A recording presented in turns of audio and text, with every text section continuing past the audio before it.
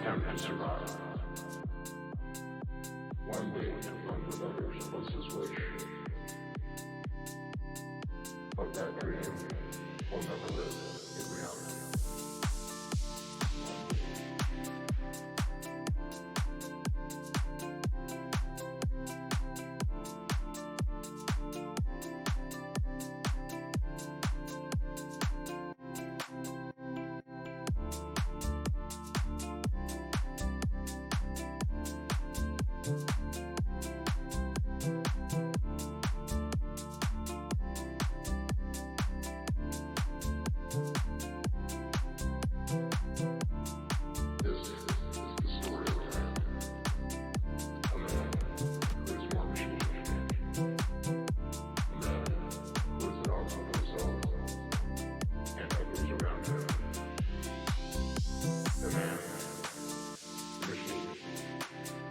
An attempt to survive.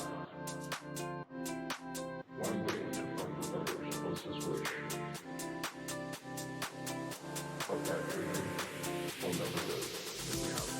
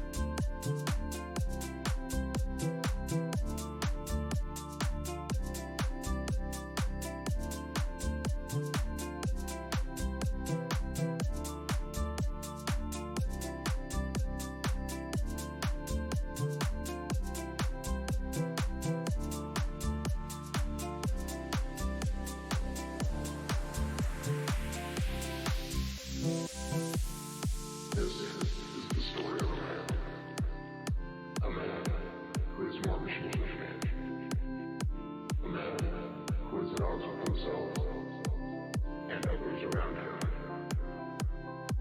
the man, the machine, an attempt to survive. One day to fun with others was his wish, but that dream will never live in reality.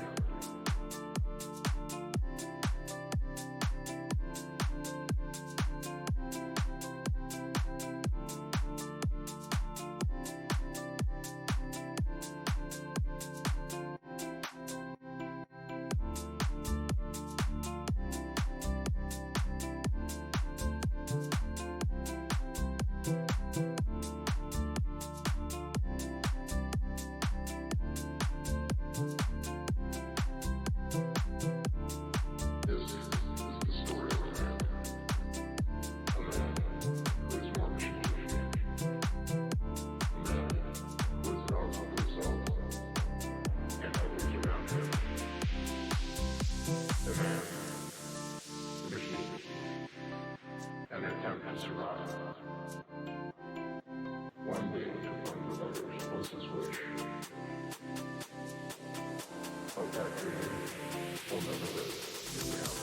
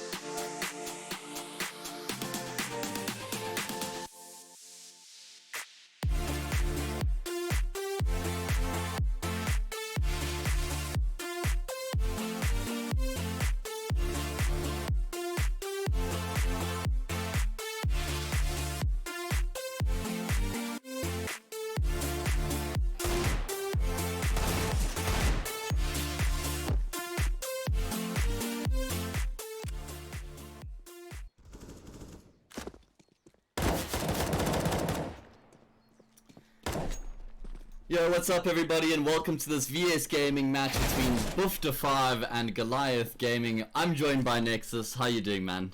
How's it? What's up, dude? Yeah, something I wanted to do with you previously, get you on a cast, just get your thoughts on what you were witnessing. Always nice to have a player's opinion on things, you know, sometimes they see things that casters don't really notice, and Different players study each other, you know, we see stuff that people do in demos, see when they adapt and how they do it. And you got a bit of background knowledge as well on the teams, of course, playing against them a lot more regularly and all the rest. Yeah, of course, for anyone who's not familiar, he's a feature or a prominent player in Omnius Gaming, taking the South African scene by storm. I see you grinding really hard at the moment. I am trying my best, dude. Trying to get to the top, you know, doing our best. Yeah. All right, so you guys in first div at the moment. You guys are looking good, hey? Making your way through to be promoted, no doubt. Yeah, 100% making prem. 100% making prem for sure. We can't lose at the stage. So okay, so it's already settled then, and I mean that was obviously the goal from when you guys were in first division. That was always the idea, to make it through to Prem, because these are the guys that you want to be competing against, obviously. Of course, the big boys. Yeah, you want to be in that top 3 in the country, I'm sure is the goal at the moment. Yeah, exactly that. So, Big5, it's no secret anymore that they are not a part of Big5 Esports, and I think that, you know, I'm not exactly sure if there's an official statement or anything like that, but... I haven't seen anything official. Yeah. Very recent happening though. It's sudden on all of us, I believe. Yeah, but this is it. So I've heard rumors that there may be something waiting in the wings, but we'll have to wait and see what comes of that. Anyway, Goliath have had their number in the past couple of games, that's for sure. I mean, they beat them in the Encorsi Super Cup. They then also beat them recently in the ESCA final, and that was an absolute thumping. So, what do Big5 do? How do they approach this, knowing that they've been struggling so much in their past couple games? I don't know. It's hard to go against Goliath in my opinion, because like they're such a default strong, heavy team, and they just read every team, and they're just so strong. I think Bifta just needs to disrespect them a little bit. Misgrenade there by Doru could have actually been quite big. At least Slow is going to be able to get one through the smoke, but with the T's already confirming that bomb control, it's going to be difficult for them to retake. There's a kit on Slowy, a couple flashes to work with as well. It was a very quick take and a quick plant as well. Yeah. Tough retake. And this is Goliath Games map pick as well, just by the way. So changing things up, deciding to go with Inferno. Flexing their muscles, showing that they're capable of playing multiple maps. 2 versus 2 here. Gotten quite interesting, but I think that Goliath have still got it under control. Solid post-plant position, and don't even need to peek, does Mango. He was the insurance. He was just sitting in the corner waiting. And if Zip Zip went down, then it was going to be an easy finish for him, but he's not even required. That's such a good post plant. Like instantly, if you look at when they planted, it was about 10 seconds right off the bat. Right after that, they were in like full post plant position. All of them. That's really hard to retake. Well drilled. That's what it comes down to, right? Yeah, definitely. I think they dry run every day, the whole day. To be honest. Yeah. Like looking at how they do stuff. That's just dry run practice. How often do you actually work on your post-plant positions in practice? Is that something like you sit down and you're like, okay, so today we're focusing on post-plants? I think it's more something we talk about in practice than we actually work on, but I think it's something people should start working on. Yeah. Like if you want to up your level a bit, I think you should actually just go sit in this position and say, this is a good crossfire and this is a bad one. Okay. And it's like, you can almost set specific scenarios and you're like, okay, we're pushing with 4 players, we get bomb control, like, what's the most important positions we need to try and secure first, right? And it's like, who's taking first contact, who's designed to last the longest in the round and make sure we close it out. All these positions need to be covered. Yeah, depending on what you usually have, post plant saying like, okay, we only got 2 flashes, let's at least take some control. Oof, 6 nice shot there. Yeah, that's something we've seen over the years from him. Desert Eagle, one of his favorite weapons for sure. Yeah, definitely. So they've got a force buy here, Big5, and it's actually a pretty solid one considering there's only 40 seconds left on the clock. They just don't have any util left. Still though, Inferno CT side, force buys are very prevalent and very successful, but Massacre's proving to be a nuisance right now, and actually he's done enough to pull his teammates across, and Big5 aren't realizing that it's going to be the full commitment coming through here. Kani left by himself will go down, and with that I think the round is over. Yeah, it's crazy. Like if you look at like 90% of their default on Inferno from Goliath side, they'll always have Mass just being such a nuisance in Nana. They'll leave him alone in bottom Nana, even when CTs are full taking Nana, and like you just can't do much, and he's just always there poking and prodding. And then as soon as they lose the beat take, they'll swap it up instantly. Yeah, I'm pretty sure we'll see that here. It was also interesting, you could see the way that he was initially playing, like getting aggressive. He was playing like he was a lurker, you know, just making noise, being aggressive. Normally you want your lurker to try and fake a bit, so he was doing that, and then he ran back almost like, yeah, I've done my job, and then no, here comes the full hit into the B bomb site. So nice, nice change up there from Goliath. The fakes are insane too, and I think like one thing that GT does a lot when they have their buy round defaults is they just play two pillars. They have Mango and Apps, they have Mass and B, and they just poke and prod until they get enough info to like exec. Audio is disabled in OBS. Is that just me? I'm audio not on. I think it was just him. Okay, never mind. It was just him. Okay, yeah, cool. I miss people messaging me, so I'm pretty sure. It was your teammate as well lately. He had the sound muted and he said the stream was muted. So. Oh my word. Classic. Okay, so yeah, like we were talking about. It's a difficult situation when you know you've had a team consistently beating you, and now you're going up against them again. Yeah, and the last looks so scary. Like they've consistently been beating everyone. I mean, that's surprising. One over 80k too. I think 80k struggles a little bit since they just have like a new addition, who hasn't been in that exact like top spots yet. He's always been like XD and stuff. He's a good player. Yeah. But I don't think he's been like recently in a top 4 team or so. Yeah. The thing with Makmu is in like 2016 he was tipped to potentially be one of the strongest AWPers in South Africa, you know.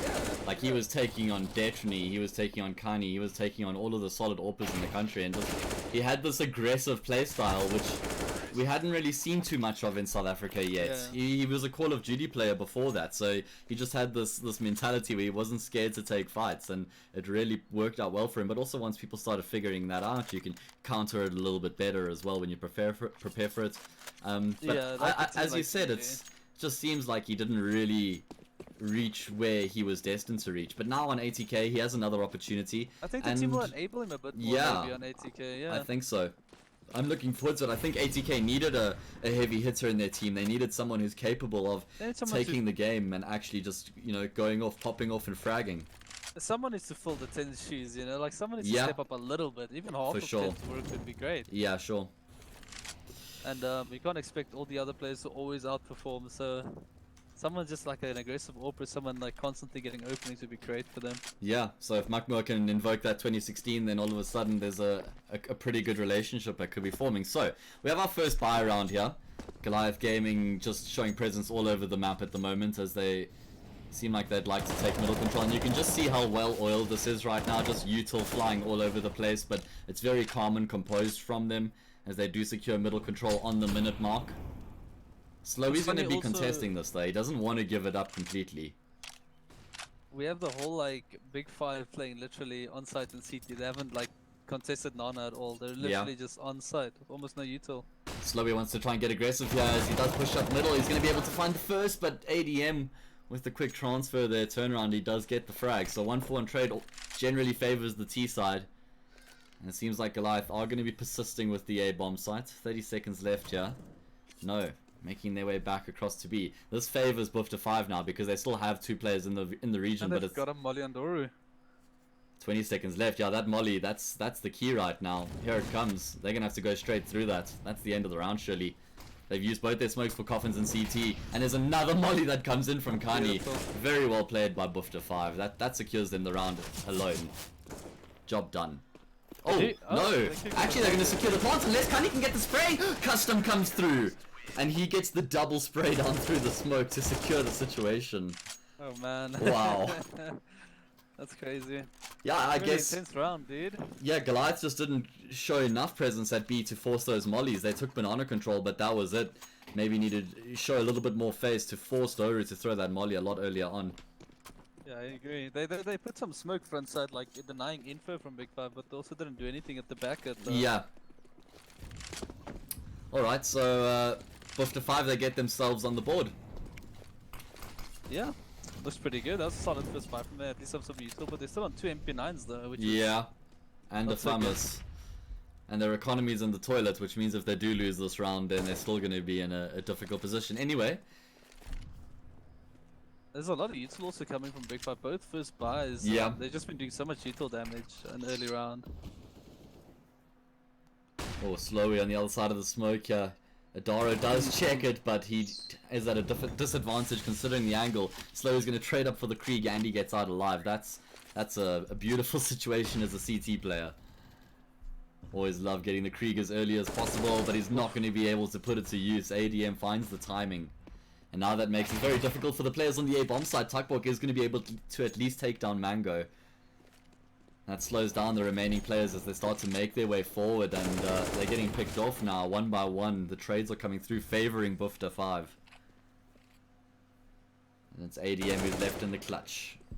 Seen him in the situation before. The scary man to have alone in the clutch. I think he works really well under pressure. He always seems to have a clear game plan of what he wants to do in these sort of situations, and he smokes off the players towards apartments, but I think the timing was just off. It seemed like he moved the second Doru came around the corner. Good patience from Doru as well, not to just run through like a headless chicken as we so often see people doing in retakes. Always got to have some coordination. I've seen Doru mature so much since he's joined this Big5 roster, Big5 roster. He's matured so much in his playstyle. It's very impressive to see. He used to be a bit more of like a headless chicken running player with his good aim, you know? Yeah, for but sure. Now he's much more mature, making good decisions. It's good to see. Yeah, I think he's got these experienced players around him now who are just going to be feeding him with so much knowledge and information and taking his game to the next level. I'm definitely happy to see him in a team like this. I think in WRG there was actually a lot of responsibility on his shoulders, and now coming into Bufta5, yeah, exactly. But now he can focus on his own game a little bit. Maybe not have to contribute with any experience or leadership. He can just be micromanaged if need be. But he's a capable fragger, and that's almost what Big5 were also lacking last year, was another heavy hitter to help Slowy out. So maybe that can actually can take them to the next level. I've just like moved the Yankee off of the roster there as well. Like, yeah, he's an energy now. I've always seen those boys together. Together, the Big5 boys, and it was weird to see them actually split for the first time. Yeah, that's true, right? But you can't just continue to persist with something on the basis of being friends with the guy. Very true. And I mean, it was bound to change since they've always been getting the top 3, but they've never been getting the big W. So yeah, exactly. I mean, they had the 2 Comic-Con finals, right? Yeah. And unfortunately, always the bridesmaid, never the bride in those cases. We'll see what 2020 brings. Who's the best, but we all know an energy lineup will always win Comic-Con. That's no, bro. It doesn't matter who's playing. That's so true, man. Just recurring thing we've seen. Yeah. Well, Domster won in 2018, and I'm just joking, by the way. No, I know. That was a pretty hard carry though. Well, Domster is a hard carry. I mean, it doesn't matter who has him on his team. That man's an insane player. We got an A split coming through here for Goliath, and this is looking far more like the team we're accustomed to seeing on the T side, as they do successfully get into the A-bomb side, and you can see straight away Bufta5 want nothing to do with it as they back away and opt to save their weapons. Yeah, so from Goliath there. Yeah. They took their brackets control and they just sat there, still had like Massacre throwing so much util on being like just being prevalent there and being a nuisance, and they just opted to stack B and it didn't work out in their favor, I think. Yeah, I'd probably predicting the B play to come, considering that Goliath have been shut down at A twice in a row. So yeah, but that's just so weird. Like they just like they just keep going A. Like even when we play them, like it's just a thing. Like even if we shut them down one or twice, they just keep going A. And then as soon as you hit a timeout or something, bam, that's when they hit B. That's a good pace change. Yeah, alright. Well, I mean, it's become pretty common information or knowledge in South Africa that ADM is probably the best IGL in the country. Yeah, I can see why. I can see why people are saying that. He puts so much work into the game, though. That's the one thing, is he's just like, he's so committed. And I love seeing that, especially in South Africa. Yeah, like even like to see not being as developed as you'd wanted. Like it's great to see like players like still just 100%. But that's what eventually pushes the scene to reach that stage where we want it to be, right? Yeah, I mean the first guy to do that was Elusive, and the Queer got him. You know? Yeah, 100%. So that's what needs to be done. Another guy is putting in a lot of time is Mango. Like he's been grinding, eh? Divo as well, one of the players who's always invested a lot of time. I think like Divo's playing for who now? Lionheart. Lionheart, yeah, that team's also been doing great, eh? Yeah, they have been like looking solid. unexpected, like come and then boom, it just hit. And Yeah. you're like, wow, this is Lionheart, eh? It seems like it's also one of those teams where they're greater than the sum of their parts, whereas in like they've got very good relationships amongst the players. I don't know. I'm just guessing. It seems that like way, their it really synergy does. is pretty good. Mango on the edge of the smoke here is playing it really nicely, and he takes down Slowey. No chance for a trade either because his teammate wants to preserve his position. Doru getting one as well as Custom, so that makes it a little bit better here for Boof5. It falls on Tuckbook now in the pit. He hasn't been spotted, but he does pounce. He goes for the spray down. Oh, you hate to see it. He does at least get one kill. 2v2 now, as I think Boof5 will be going for the retake this time. They have an incendiary, they have a flash as well to work with, so that's going to be making it a lot easier for them. Maybe Connie can get on the board on this round. Oh god, is For the he still retake. 0 and 4? Yeah. He's still awaiting his first frag. This might be it though. Yeah, Molly coming through to try and secure some position on the bomb side. Doru going to go off the back of the flashbang. He has spotted out Massacre, who's actually going to get traded out. Leaves it to Kani. Is he going to be finding that first kill in the 1v1 to secure the round for his team? The bomb is favorably planted for the player in ditch, and no. Zipser plays it to perfection. What a play though. What a Yeah. good play. It's like once again like the post plant is so well done. Like even though they're in a 2v2, they don't have the world's time. They're still planting the bomb in the right Yeah. position, and they're getting in the right spot to play the post plant. That's like one thing that they're just perfecting, and I think it's making these retakes really hard for Big5.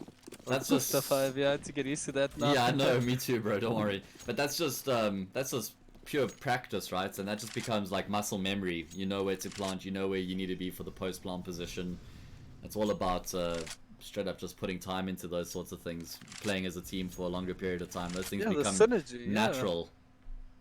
These guys have been together for quite a long Especially time. the core has been together for a long The time. trio, yeah, the Adam, Massacre, Zip, and Daro. Daro. Yeah, I mean, Mass, not Adam. Yeah. No, we knew what you meant. So another eco here for Boof5. A couple upgraded pistols, some aggression from Slowey, and he gets baited in by the gun like a moth to the flame. Of course. How Jeez, much do you see that happen? someone even with 10,000 hours still, that's just like, that's human nature, bro. You can't even judge him because, like, you know you do that. Yeah, You know exactly. you do that. Especially in the save round. So it's like, sure. you earned that. Anyway, nice shot from Doru is going to at least net him one frag in the round. There's some damage being done here to Goliath, and they don't actually have that much money, Nexus. So if Boof5 could maybe win the next round and the round afterwards, reset Goliath, maybe make something of this half, but they need to start picking up some consecutive rounds here. I agree. I think so good for them would just be to like get an aggressive like all put two like out early, Okay, because yeah. they need to pick these guys off running into their defaults because they can't give them enough time to use util. Because what they're doing is they're giving them time to use util, they're getting baited out, and then they just get exec on here. Yeah. If they can get like an early frag picked off with AWP, that's a big blow to the whole GG style and round, etc. I think if they can get an AWP up the next round, it should be pretty useful for them. Well, Custom's definitely going to have enough money to secure one AWP. Yeah, I'm pretty sure. We'll see what he does with next round. Hopefully Yeah. he goes for something aggressive, maybe quick pick play. Just trying to do a bit more damage here, I think. Yeah, the right idea, right crosshair place, and just couldn't land the shot there. So, in your opinion, who do you think the strongest player in the country is at the moment? Do we include ATK? No. Oh, ATK, yes, but I thought you were going to say Sonic and JT. No, obviously, no. but I think ATK has like been the one that's been most international. From them, I would like to say that it would be between Mistim from them and from Goliath between Adam. So I would say like Adam Okay. and Mistim. Okay. Like not only because I'm going off of like raw skill, but I'm actually taking like into consideration like a brain knowledge, Yes, aim, yes. skill, Decision making, clutch ability. experience. Yes. Yes. Like if you see the guys who was hitting, the guys who were actually hitting hard when they went overseas, it was those two players. Yeah. There were some rounds obviously from the other X, you know, like Mass. Yeah, Naked, yeah, They yeah. all had a round or two, but like if you look at like the consistency in those plays with those two guys.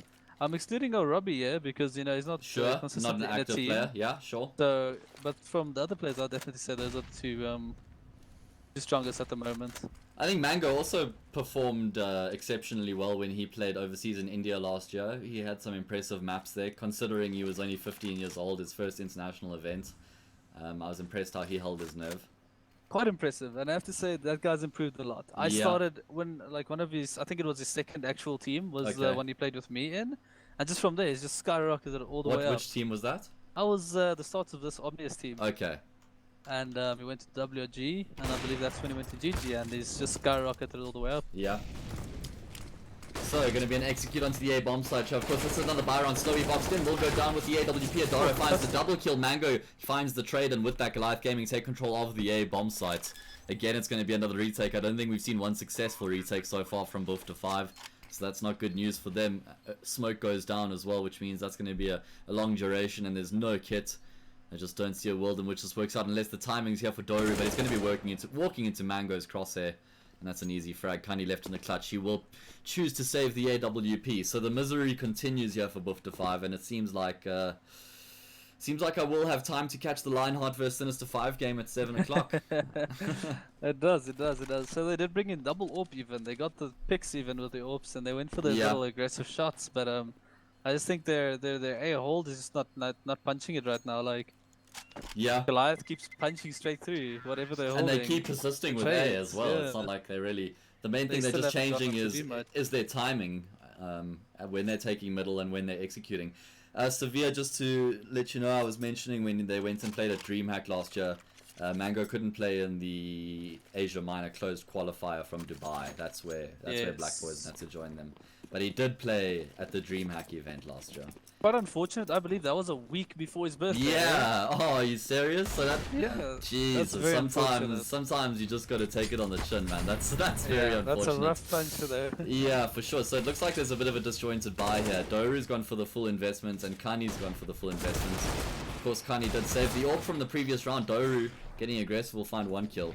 I mean, can you think of a logical reason for the fact that Doru fully bought there, or do you think that was I think it's probably a misbuy, actually. Yeah, okay. I think it's actually a misbuy. Like, saying somebody said we're gonna buy, never mind, we're saving. Okay, you know, that kind and of it's thing. just too late already. He's committed.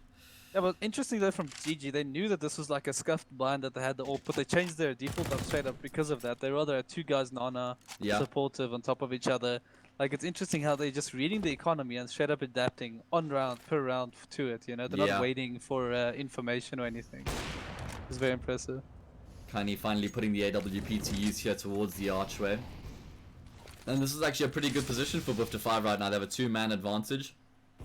Mango's going to have to make something happen here, wrapping around the archway. His teammates coming up quad, but these CT players, they're rooted in the bomb sites and they're not giving anything away right now. Surely they're going to be able to lock this one down, and Custom does catch Zip off guard, and Tuckbook finishes off Mango. So finally a round goes the way of Big5, and they keep 4 players alive. They get a couple Kriegs, so that's going to be good for their economy. And they have to start stringing some rounds together now. I mean... Yeah, pretty good round though for Big5, just like... regardless of what happened to the buy, but I think actually this is where we probably see Goliath change it up, going B, hopefully. I think this is maybe where they make a quick swap. Adam is a fan of the quick executes as well, just to keep the opposition on their toes, but it looks like they don't actually have that much money. I mean, Adaro on a Desert Eagle, Zip on the Galil. Yeah. So what I've learned from them, there's quick plays. I've learned it only recently, like being playing against them, so they call it a pop. Yeah. And what's interesting about it is they use their flashes before their smokes from the exec, and that is just insane. So like the usual god flash you do from Banan, they usually do a little god flash, then they do the smokes and then reflash on top of that. I like it. And that's the whole pop. So you're going on that flash already, which is why it's so fast. So it catches teams off because normally they think they have time because the smokes are going to be coming through first, so they can set deploy up your flash. Exactly, and then you walk. They're already swinging out, so they catch you completely off. All right. Well, I like it. That's innovative. Yeah, you'll see. I think Goliath does it a lot, and also ATK, and it's a pretty interesting play in my opinion. Alright, so 50 seconds left on the clock. Seems like it is going to be an A take once again. Majority of the players in that area, but Goliath have been chopping and changing, so nothing is a guarantee. They're just taking banana and brackets control, and then they're sort of trying to make a call from there. Here we go. Looks like we're coming into the B again. Yeah, and it's all on Doru by himself right now, spotting, and he doesn't have any utility. Not a big fan of this, leaving a player by himself if he doesn't have util to at least secure some time. And we're going to be seeing an interesting execute coming through here as they throw a different set of smokes, blocking off the player on the bomb sides and actually taking down the CT player. Very nice execute coming through here. Doru going to be traded out as well. So 3v3 as the bomb plant is secured. Interesting take, go straight to CT, and now look again, they got the best post plants possible. And Adara's gonna finish it off. Is that a triple kill? Yeah, triple kill for him in the round. What a nice change up there. That's interesting how they did it as well. Because they knew they had pistols, they opted to go for the CT tech because they were aware that there'd probably be an AWP rotate from Arch to get a B. So Yeah. that's just like the biggest brain. Man's So- thinking a few thousand years ahead of him.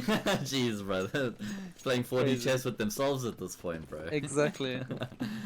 Alright, so unfortunately, Bufter5, they win the round before that, but they can't string anything together thereafter. They at least still have a decent buy here. Double AWP setup and a couple rifles at Desert Eagle for custom. Doesn't really hinder him too much. Backbok almost got a little bit of spam there. They just Yeah, I dodged it saw barely. that. Good nade Oh, though. that is a good nade that comes through. Did like 78 damage. Yeah, that's a very juicy nade. I'm interested to see how Bufter5 react here because it doesn't look like they're really changing all that much. They're sort of allowing Goliath to take middle control after they use their util, not really like re-flashing to contest, try and unsettle Goliath.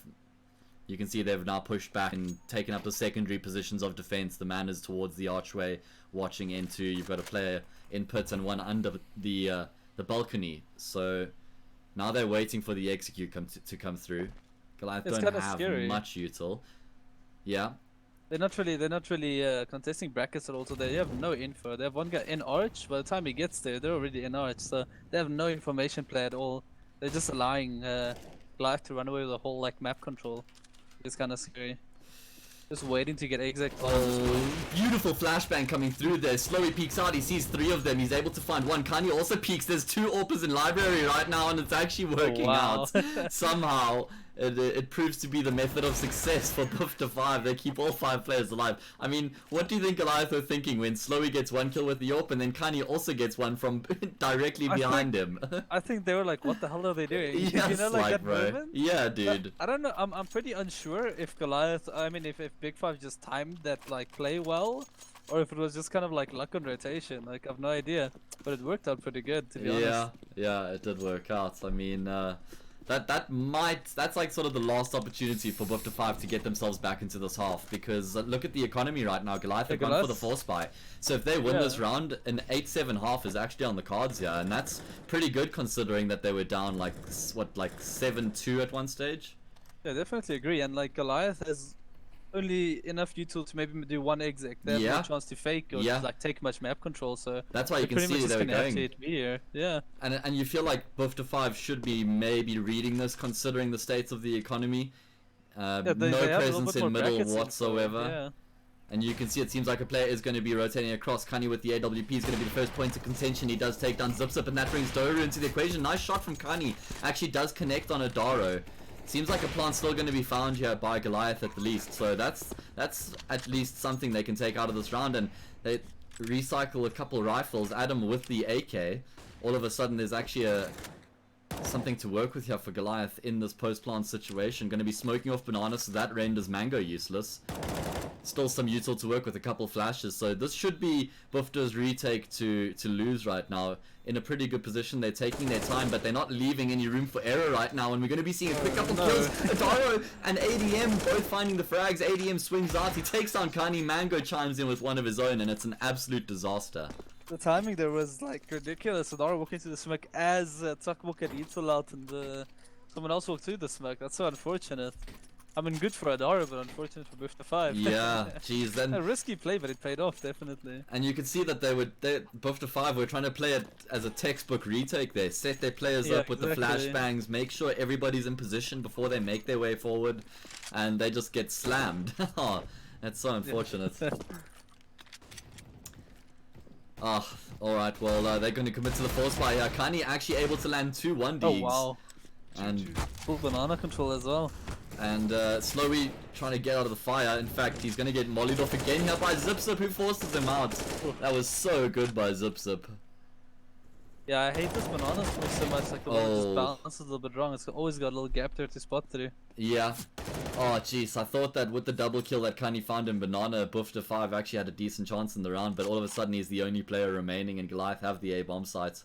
It was just a save from Bufter at least. Yeah, so they still have a full buy in the last round. Yeah. So I think, it doesn't really matter how much damage they do. I'm pretty sure if they keep the 3 alive, they're gonna drop. So I think Goliath's still gonna have a full buy next round. Yeah. One is not looking to do any damage, so Yeah, Twitch is he just gonna be a wants full buy versus buy next round.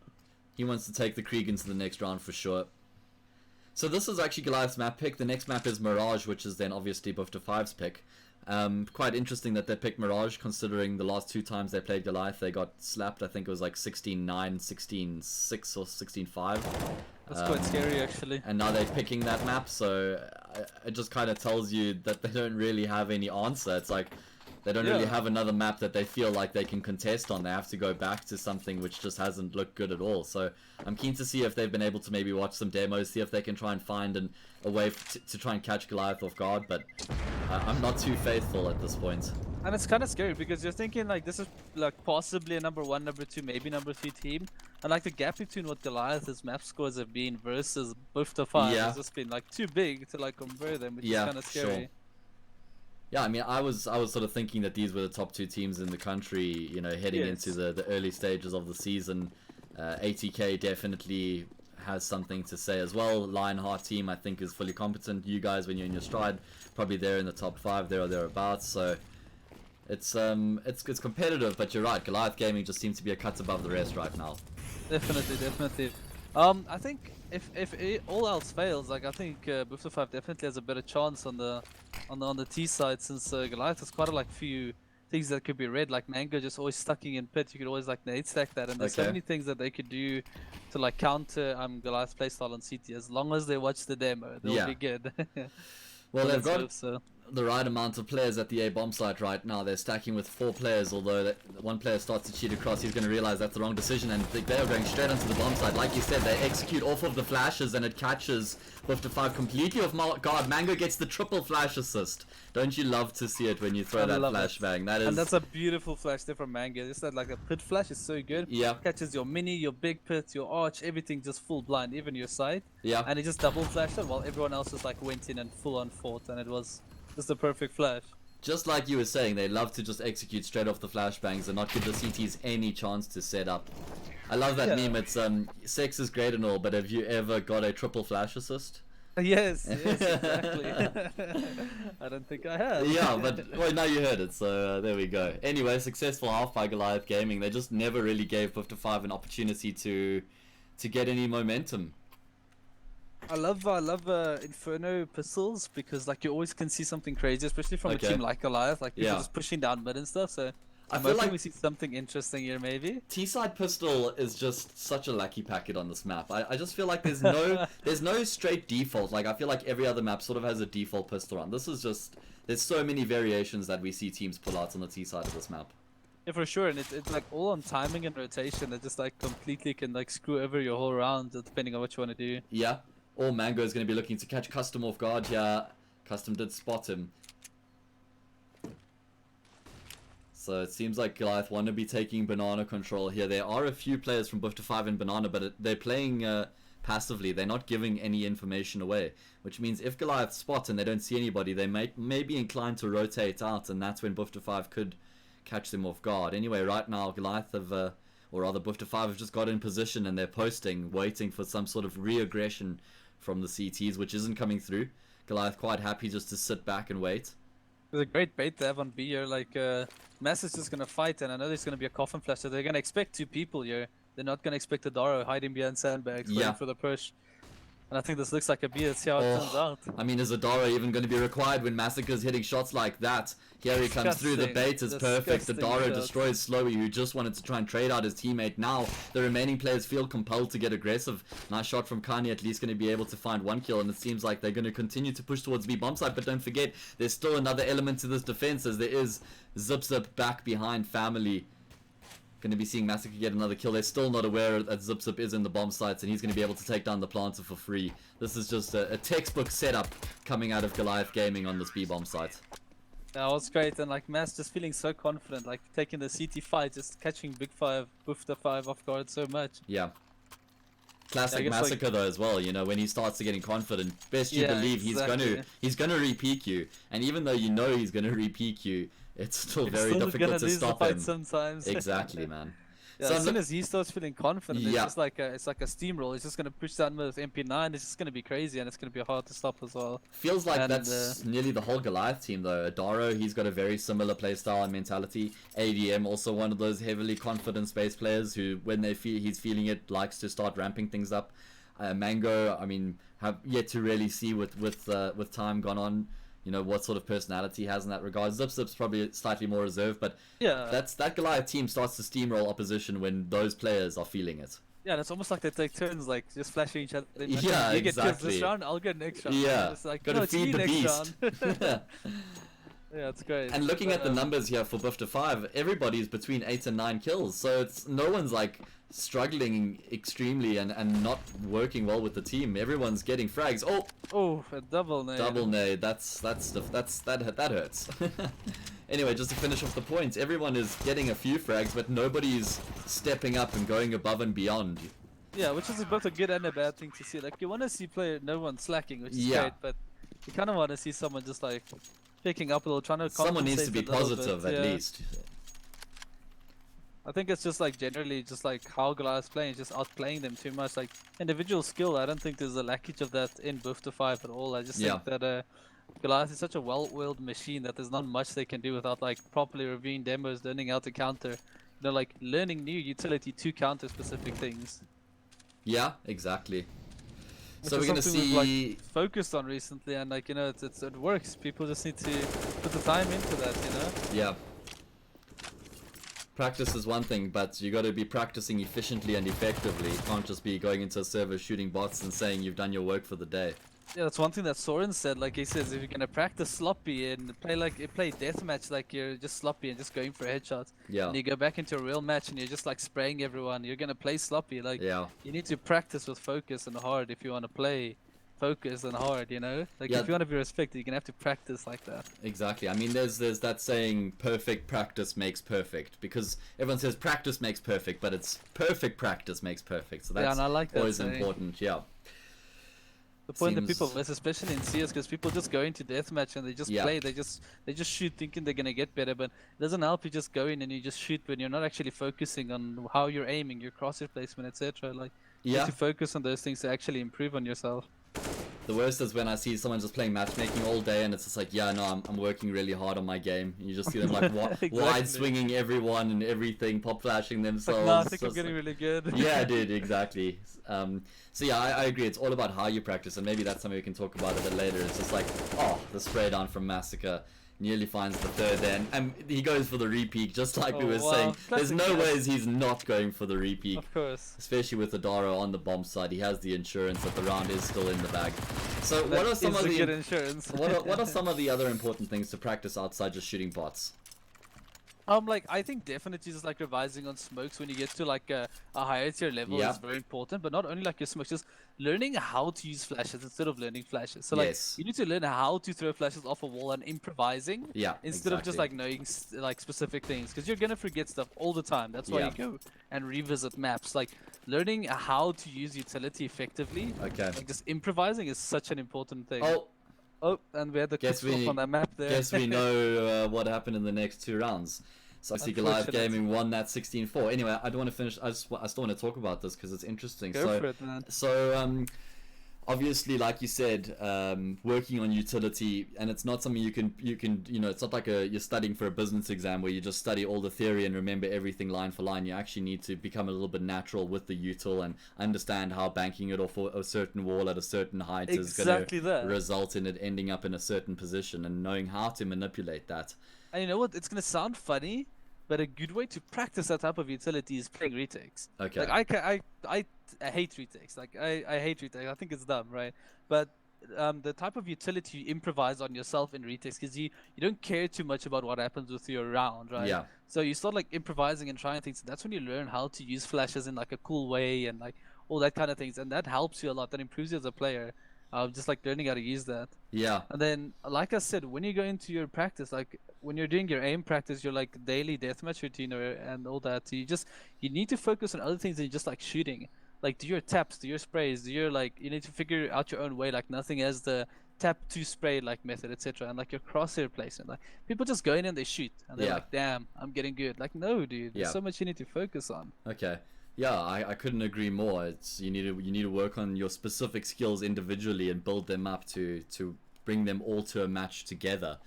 So that you're ready for pretty much every situation. You know, things like jiggle peeking as well. There's always that nice exercise Definitely. where you're just tapping A and D and making sure you keep shooting in the same spot and you don't have any stray bullets.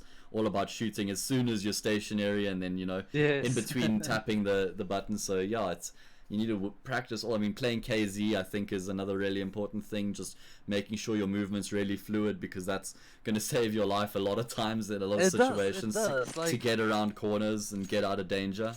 And when you tell someone, dude, you need to play KZ, they're like, "Oh, damn, dude, now I have to go sit on a KZ server for an hour a day." No, like, Yeah. go on 10 minutes, do a few strafes, do a Exactly. few jumps. Exactly. Dude, next time you're gonna cross a bomb to the site, you're just gonna strafe around, and that Opera's gonna miss you. Yeah, You know, like, that exactly. 10 minutes pays off. It really 100%. does. Yeah, so there we go. There we have it. Thanks, Nexus. It's been Cheers, man. it's been awesome to have you here this evening and join me. I know you've got a match now. Yeah, literally in a few minutes. Okay, Thanks, well, man, I go appreciate and, it so go and much. shoot a few bots and get yourself ready for that game. It's been awesome to have you. I'm going to be sticking around and casting the next map. I'm going to try and get a guest, guys. But grab yourself a quick break, and then we'll be back in a few minutes for the second map. Cheers, man. Enjoy your map. Bye-bye. Cheers, Nexus. Thanks for joining us. User disconnected from your channel.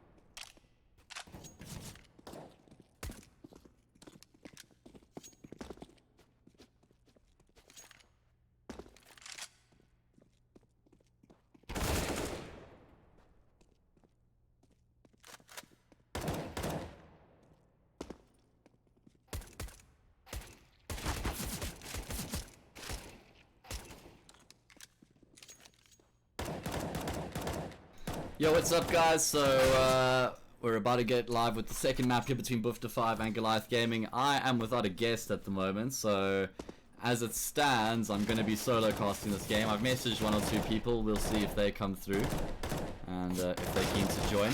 Anyway, I'll try and make it as entertaining as I can. not the first time I would be solo casting, so yeah, at least nothing I'm not accustomed to. Not sure what Big5 are going to be doing on this map here to try and change their fate. Of course, they played Goliath Gaming on Mirage a couple days ago in the ESEA final, and they got absolutely thumped. They played a couple days, or rather the day before that, and they lost Mirage as well. So the track record isn't looking too good at the moment.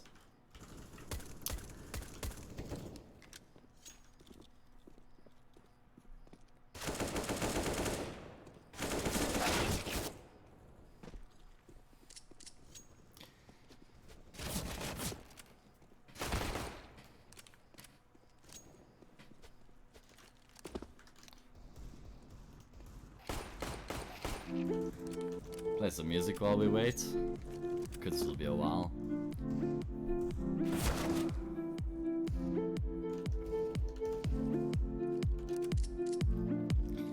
What you guys been up to today? What you been keeping yourself busy with in lockdown?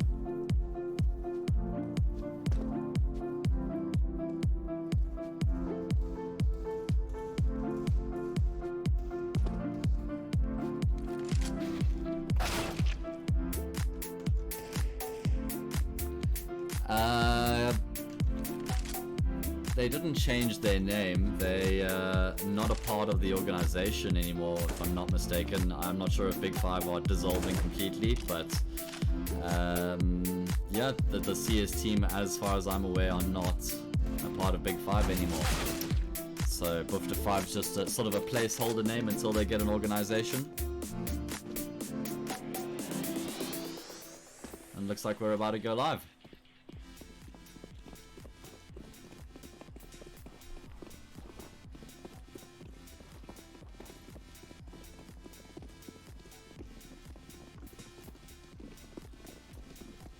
An hour of DM a day keeps the bad games at bay, maybe? Alright, so Big5 are gonna win the knife round, right?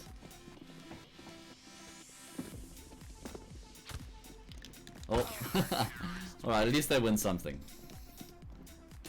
Just kidding. What's up, Slayer? Yeah, as they said, Goliath won the first map. It's weird, like, you wouldn't think that there's such a big gap between these two teams when you look at the individuals on both teams. You know, you got the fraggers like Slowy, Doru, Kani over on Big5, but they're just struggling to match the might of Goliath at the moment. It's like Goliath are just on another level. They've got such good teamwork right now, a very good understanding of one another. You can see that they've been putting a lot of work into their game, and it's clearly paying off. So let's see, what do Big5 have in store? What are they going to be able to do differently on Mirage this time? CT side once again is where they'll start. Third time lucky fused. Alright, I like it. Guys, do you think we should play music while the game is on, or should I turn the music off? I mean, it's because I'm solo casting, I'm considering leaving it on, but let me know what you guys think.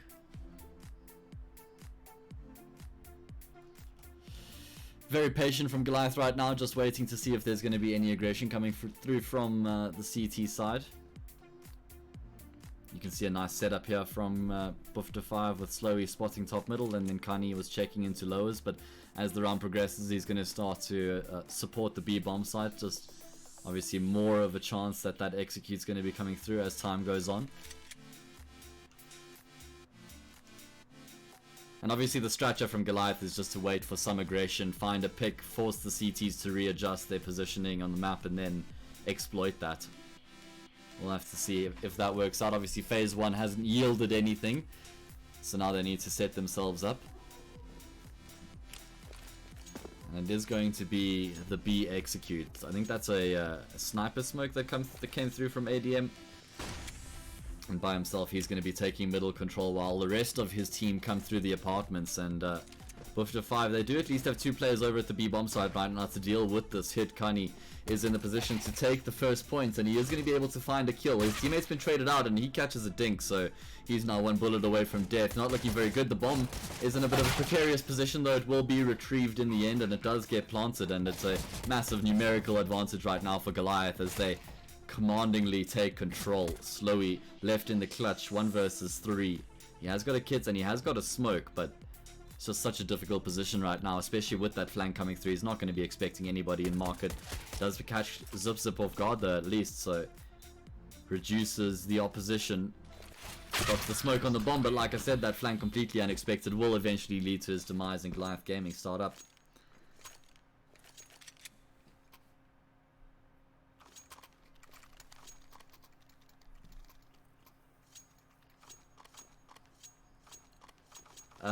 Yeah, you can post the link. I'm not going to delete it. I don't know if it'll automatically get removed from chat. Go for it, bro.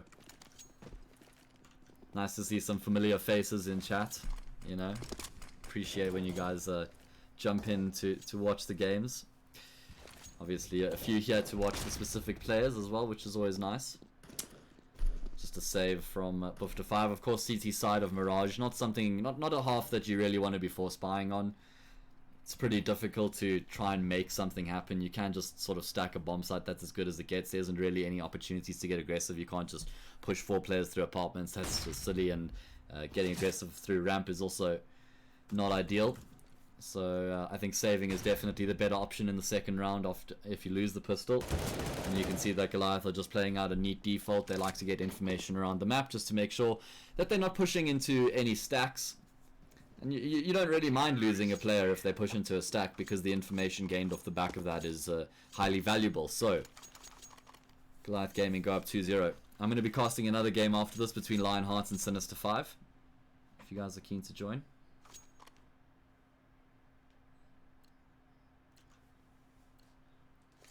Yeah, that's right there what Martin said. That's exactly what that's how Goliath Gaming approach everything. Every single round there's a plan in place.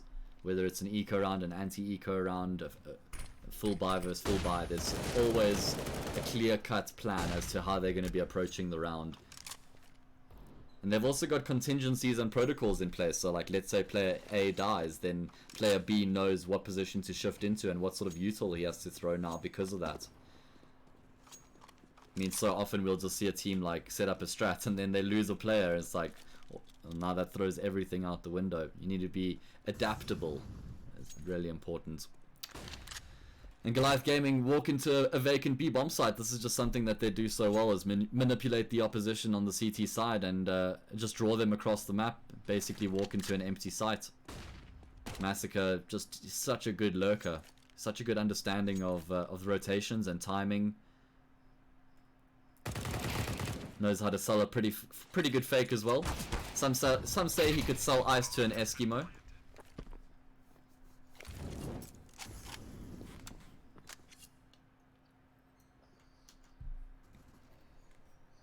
I'll retweet your tweet after the game, bro. What is it for even? What are you trying to achieve?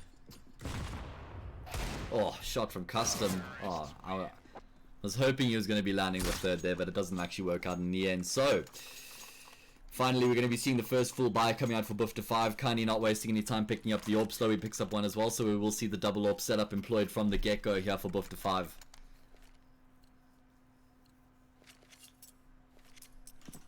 I didn't see that. Do you think I have a sexy voice, AJ? I mean, that's probably one of the best compliments you could give to a caster, right?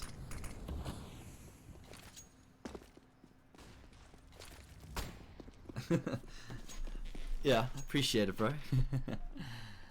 Maybe the music just wasn't to your taste. I don't know. Important that Big5 start setting themselves up here in this half by winning this buy round. Need to make sure that they don't allow Goliath to get off to a storming start. You don't want to be playing from behind, especially, you know, being the underdogs in the situation. You need to set themselves a solid foundation, but when Adara is hitting shots like that, you don't really have an opportunity to set a foundation. But Doru is able to at least find a quick double, and that's impressive considering the position that he was in. He was always going to get traded, so he gets 2 kills before he goes down and actually sets his team up nicely. Still the double AWP set up in play here. They know where Mango is, so it's actually on Zip now to try and alleviate some of the pressure. But as time goes on, Slowly realizes the possibility of that player coming through connector, and Zip will take down Custom. That means that the last two players both have AWPs here for Boof5. Not actually ideal, but Slowly's going to catch the timing as he takes down Zip, and now that leaves Mango in the clutch, and he's going to try and get himself into the A bomb site, but he gets met by Slowly's AWP as well. Slowy needs to have a big game here. It's been a while since he's actually since he's popped off, at least in the games that I've been casting. I mean, last year we came accustomed to just seeing him destroying each and every game, particularly on this map. Actually, this was one of his strongest maps. I'm gonna ask Lighters to come join me.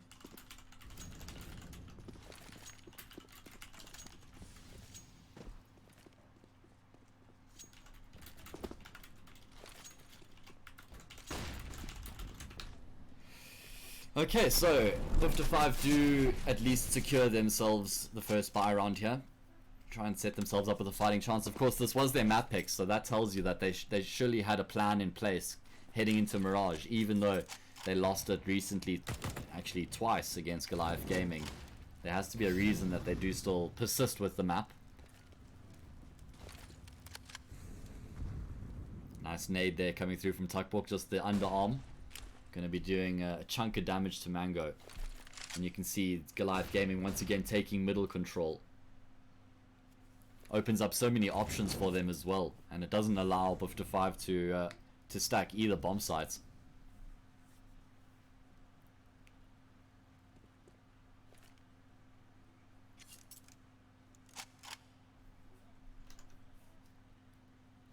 Lidus is the coach of Goliath, but he's not actually coaching right now. He's playing Dota, so he won't be joining us. That's okay. We forgive him. Kind of. Custom has a pretty big job to do on the B bomb side right now. First player coming through is Adaro, and he's going to get taken down, but Zip is able to trade it out, though. Kani in position just to make sure that Boof5 do at least keep tabs on this B bomb site. Although he is still in market, which means Goliath have been able to get out and at least secure a plancher.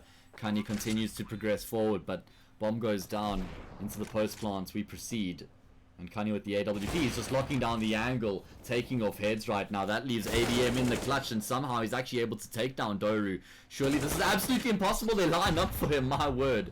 The grenade coming through would have taken him down, so he did make the right decision to peek out there. He nearly gets the lineup in the double spray down. That would have been miraculous, but in the end he goes down. So 2 rounds in a row now for Boof5. They secure the double AWP again, which is important.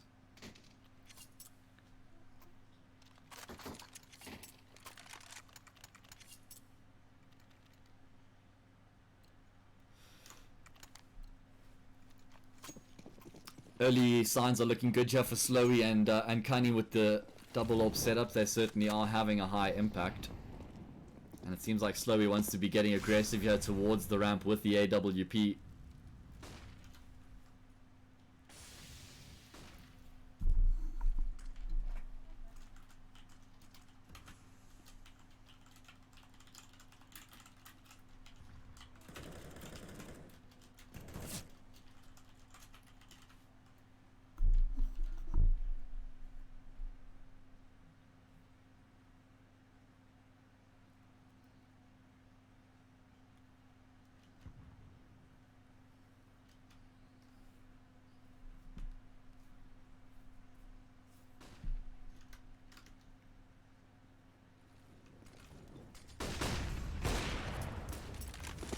Yeah, Lida's own Big5, like Severe's saying there. He is the coach of Goliath as far as I'm aware, but maybe he just has enough faith in his team that he doesn't need to be there. I don't know, maybe he's not a full hands-on coach.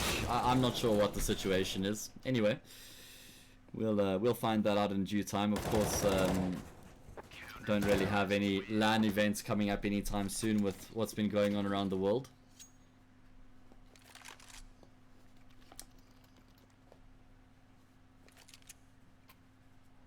But unfortunate, because it looked like there was quite a few LANs lined up for the year. If you think about VS Gaming, there was going to be Metal States events at the Rancho. There was the new Nodwin Mzansi League that was announced as well. So there was quite a lot lined up. Got exciting, and then that all ended very quickly. Anyway, That's the situation we have at hand, as Goliath are going to be persisting with mid control here. The double AWP still in play for Big5, and that's actually been the catalyst for their success so far. They're actually able to pick a couple of these Goliath gaming players off and not allow them to execute with their full armory. So finally it seems like Big5 have found something to alleviate the pressure and put a bit of pressure back on Goliath. We're going to be seeing Massacre trying to lurk into the A bomb site, but he gets shut down by Slowy. They're starting to figure out his patterns here on the lurk. He's changed it up and gotten aggressive really early there. Nearly worked out for him. Oh no, Zip, he can't get out of the molly and he just sticks down to Slowy. Easy kill for him. Flashbang comes through. Doesn't affect Doru, but the double peek will. Still the numbers advantage right now for Big5, and Kani has got connector on lockdown where all three of the remaining Goliath players are. Oh, custom timing works out just on his side, and another molly kill is going to come through. What's up with these Goliath players right now and just standing in the fire? That is questionable, unfortunately. Not able to get out. So, yeah, that seems like it's going to be another round in the favor of Big5. It's looking good. It's been a while since they've actually been in a position where they've got a bit of momentum and confidence behind them. So, I'm keen to see where this is actually going to lead for them. Some pressure being put on Goliath to change up their initial game plan, and it's the double AWPs. I think we've seen these AWPs get 2 or 3 kills at least every single round since they've been brought into play. You can see the two top fraggers right now for Big5 are Slowy and Kani.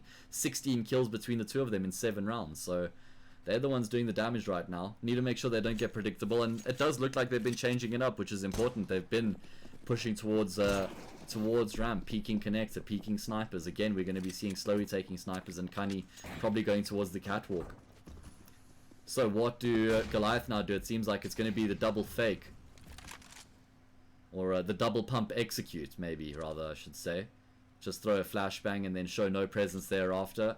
And then afterwards go for the full commitment, and that's exactly the case as they try and get themselves in towards this B-bomb site. Slowy's going to push through the smoke, and there we go. Beautiful shot from him. The quick reactions is going to land him. The kill though. Adaro going to catch Kani off guard, and he's got a couple other players in front of him, but the P250 sort of rendered him useless in the position. So Slowy's 12 for 4, ladies and gentlemen. Seems like the man has pitched up here, and that always makes for an entertaining game of Counter-Strike.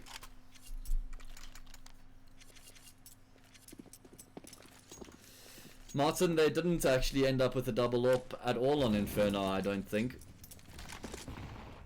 They were just, their economy was pretty much in the toilet for the entire CT half, so yeah, it wasn't really much of an option.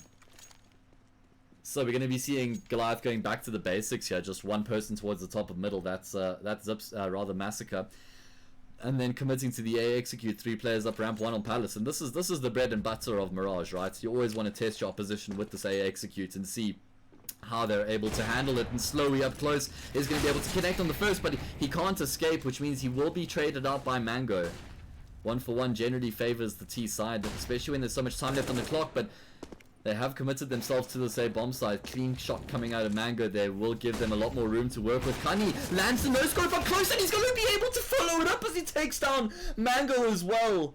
Ludicrous scenes right here on the A bomb site, and that is just so typical of Kani to pull those sort of shots out the bag. Fully aware of the possibility that Zip could be coming through connector, smokes him off, and that double kill from Kani was massive. Absolutely massive. Zip now left in the clutch 1 versus 3 situation, and he doesn't really have much going for him right now. Doru may walk into his field of view, but he's being well disciplined, making sure that he doesn't give anything away, and that's exactly what you should be doing in these situations. The gun barrel will be spotted out here by Zip. He's going to try and wake his way forward. He will be taking him down, and nearly transfers to take down Doru. I thought that Doru would be able to spot him on the angle. Unfortunately though, neither of the AWPs actually get saved by Big5, so they're going to have to reinvest into both those guns, which is going to take a chunk of their economy, which was looking good, pretty good. I mean, when you consider that they've won 6 rounds in a row, probably don't have as much money as they would have liked, which means there's an opportunity here for Goliath to actually get themselves back into this half nice and early if they can do some damage in this eco round and then win the next buy round. And I like to see this in these sorts of eco rounds when you have a bit of extra cash, you can afford to buy the util.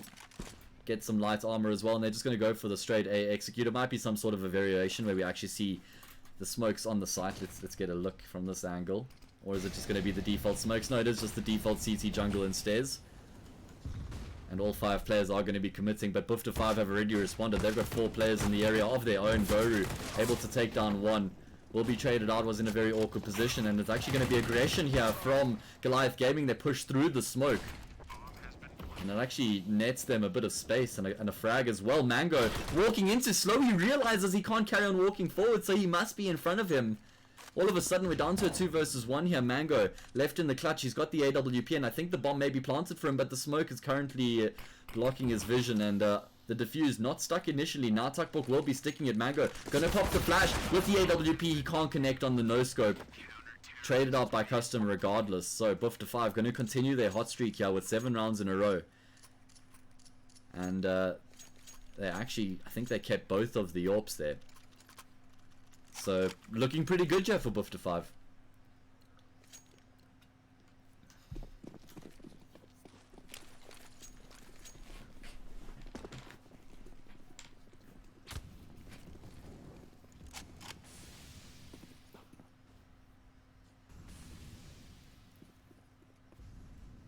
So what do Goliath Gaming do now that they've been put on the back foot, lost a couple consecutive rounds? This is a fairly unfamiliar territory for them, considering how they've been bossing the affair.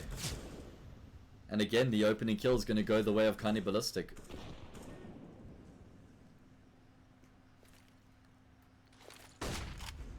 This was the stock standard player for Goliath, so in times gone by, just taking middle control.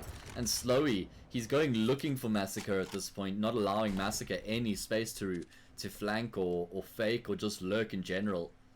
And now he's refocused his attention towards Connector. He's going to connect the first and he lands the second to secure the kill onto Zip Zip. Tuckbook chimes in with one of his own, and it seems like Bufta 5 have finally found the winning recipe. This is going to be the 8th round in a row for them. And they keep 4 players alive, double AWP as well, so finally things are starting to look really good. I think this is also going to be reassuring for them that they do have what it takes to compete, you know, together against Goliath. It's not just going to be a one-sided battle every time. They're shutting Massacre down. It's early days, of course, 8-3 still in the first half, but this is going to be giving giving Bufta 5 the confidence that they needed, I think.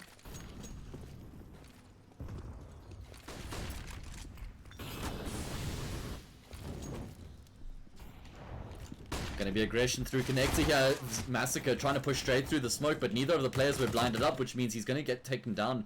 Tuckbook takes down Zip Zip as well. It's a very aggressive strat coming through here from Goliath Gaming, but it's still Bufta 5 who are able to deal with it. Kani's going to push forward, and that was unnecessary, right? Although actually I think he may have been being chased by a Daro from Connector, so he had to get aggressive, and now Custom has spotted both of the players crossing onto the bomb site.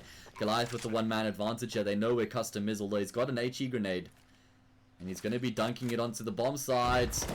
And he does take down a Daro as well. Mango now left by himself. This is the experienced Custom versus the new gun Mango. And it's going to be the cool-headed Custom who comes out on top of the 1 versus 2. He had the positional advantage. He knew exactly where Mango was. And he executes perfectly. Mike sounds underwater. Oh no, that's not good.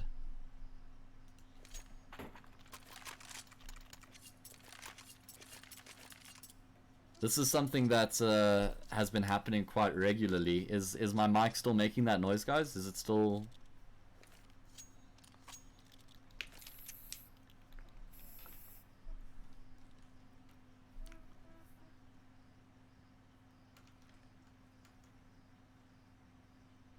I don't know. Let me know if it's a bit better, guys. Anyway, we got a timeout here.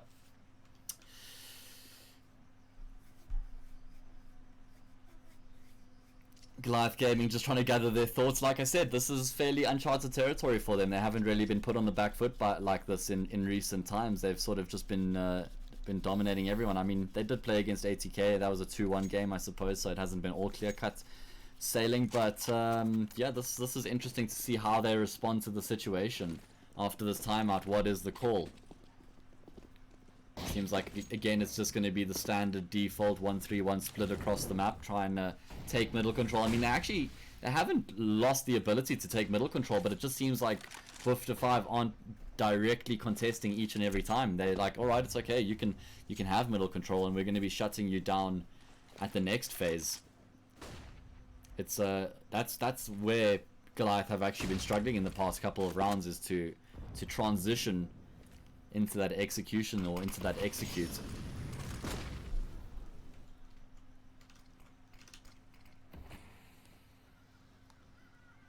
Thank you, Tian. Always appreciated, bro.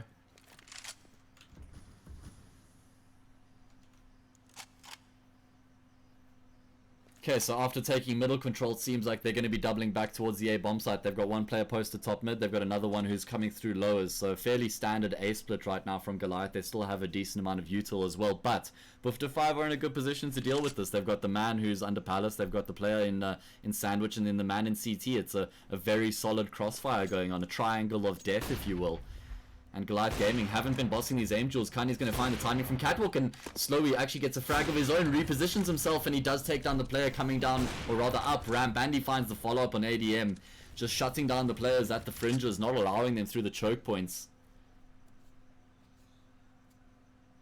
And I don't think that there's any way that Goliath are actually able to secure this round. What a shot there from Kanye with the P250. Time's gone by. That is just, that weapon is one of his favorites, the P250. He's just got that fantastic first bullet accuracy, and nice spray down through the plywood there from Tuckbok as well. There we go, I said it. I want to see Slowly pop off, and what do we got? We already have 20 frags from him inside 13 rounds, and Kanye with 12 as well. So the double AWP setup definitely leading to Goliath's demise right now.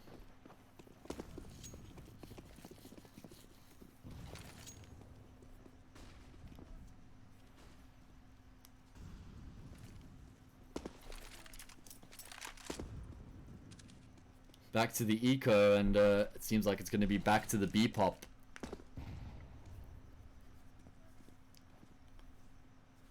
Custom sees the nades start raining in, and the rotations are going to be called through. They're just trying to draw a bit of util, I think. But there's already 4 players here from Big5, so I don't see any world in which this execute actually works out. The flashbang misses its mark, which means it blinds up all the players trying to push forward, and this is just a formality at this point. Surely, although, there's a quick kill that comes through. Adaro and Zip finding a frag each, but that's all it's going to be in the round. Nice cleanup job there by Doru. Keeps himself cool, calm, and composed, and shuts the players down in one by one. That B bomb sites, it takes a specific person with a specific set of skills to be successful, because it's all about where you take your fights. You can dance around the pillars and peek all over, and it's really important how you go about doing that, and where you peek, knowing where your opponent's going to expect you, where you pop up next.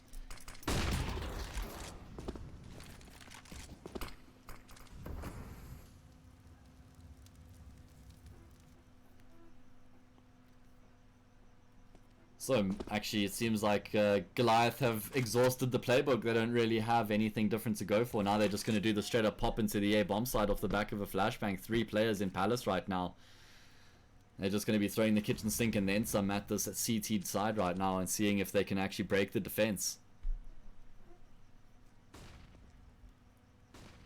Kanye with the AWP is going to be the first point of contention. He does land the first shot, and he does collateral. Doru finds a kill of his own, and oh my god, they are absolutely decimating Goliath right now. My word. This has been a shutdown and a half from Big5. 12 consecutive rounds for them. They lost the pistol, and they've literally won every single other round since, and it's been pretty convincing every single round. It's not like it's been really close, and Big5 have been winning it by the skin of their teeth. It's been pretty clear cut from Big5. 21 kills for Slowly in the half, 16 for Kanye. That right there is all you need to know. Keep in mind, 85% of those frags are AWP kills, so Goliath Gaming gonna have to do some work. Just shutting Goliath down every time with the AWPs. As they try to execute into the bomb site, they kept losing 2 to 3 players, so they were always at a disadvantage.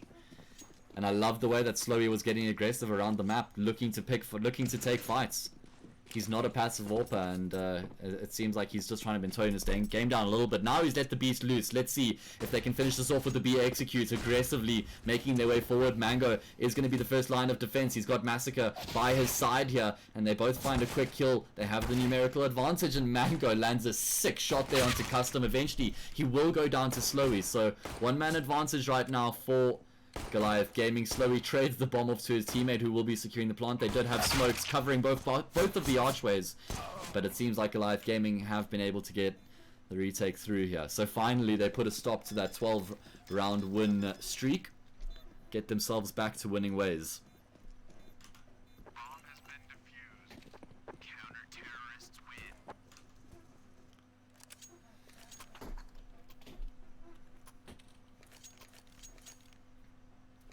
I thought that Big5 were destined to win that round, considering how much space they had gotten onto the B bomb side, but Mango finding 2 kills there was absolutely instrumental in just buying enough time for their teammates to come through. All of a sudden they were able to swarm Big5. So it's going to be 5 FAMASas against 5 upgraded pistols now. Not normally what we would see out of a team in the second round. Normally some sort of SMGs in the mix, but not the case. And the Desert Eagles have already found 2 frags. Slowy's been able to get himself into the A bomb site chest, so he's going to be calling for some support. And oh my god, Aaron Thundervolt, that is damn nasty, sir.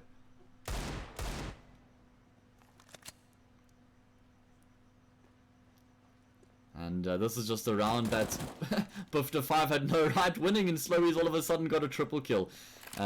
This was pretty much a full eco from them. They just bought a couple Desert Eagles, a Tech 9, and some light utility. They've still got all 5 players alive here. Nobody is left for Goliath besides Mango. He hasn't even shot a bullet in this round, and he's the last player standing. He's just trying to save his weapon, and nowhere is safe. There are T players all over the map right now.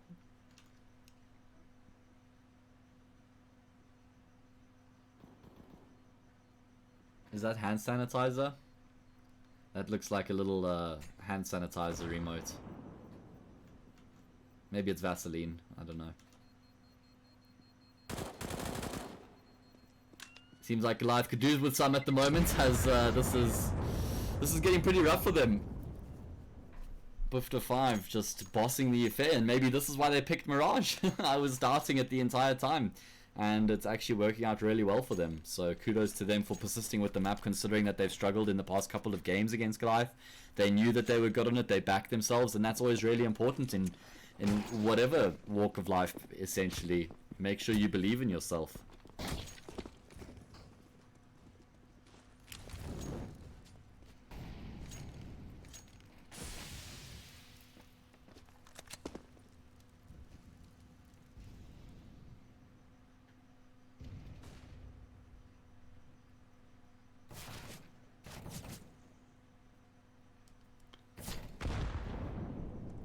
So pretty much do or die right now for Goliath Gaming, and you can see ADM's even gone for the R8. Well, if you saw what happened to JW against Nip last night, he probably wouldn't be making this choice.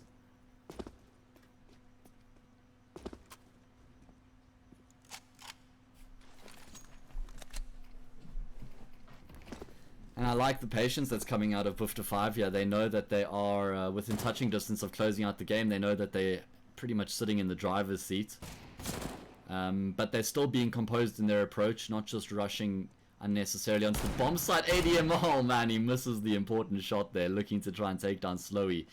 There are still 2 players on this B bomb site right now, but they're in such a difficult position, especially considering Slowy's coming from market, and that makes for an easy frag. Mango tapping away. We'll actually be able to pick up 2 quick kills.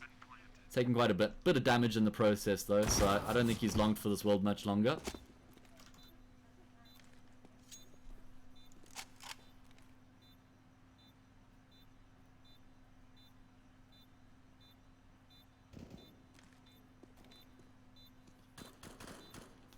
Social distancing, Chloe? Is that the emote that I'm seeing? Alright, so 14-4, and the force buy pretty much yields nothing for Goliath Gaming, which means that, yeah, they're pretty much going to be force buying for the rest of the map to try and keep themselves in it. Unless they're willing to play for overtime, that might be the case as well. And yeah, Adam's not playing for overtime. Immediately goes for the force, and his team will follow suit. Couple scouts. There's a rifle at least on Massacre, so if those scouts can land a few shots, maybe the FAMAS can finish off a few of those players. An MP9 in the mix, a 5.7. And it seems like it's going to be straight out of ramp for Kani with the SG. He doesn't land that first shot though, and he does get smoked off, although there is a gap in the smoke here. Depends if Adaro decides to get aggressive or not, and he is going to get aggressive, so he will be punished there by Kani. Good patient play. It looked like for a second he wanted to push through the smoke, but he put the brakes on it, and it works out. Now he can push through, and he is picking the players apart one by one. Big5 going to take control of the bomb site.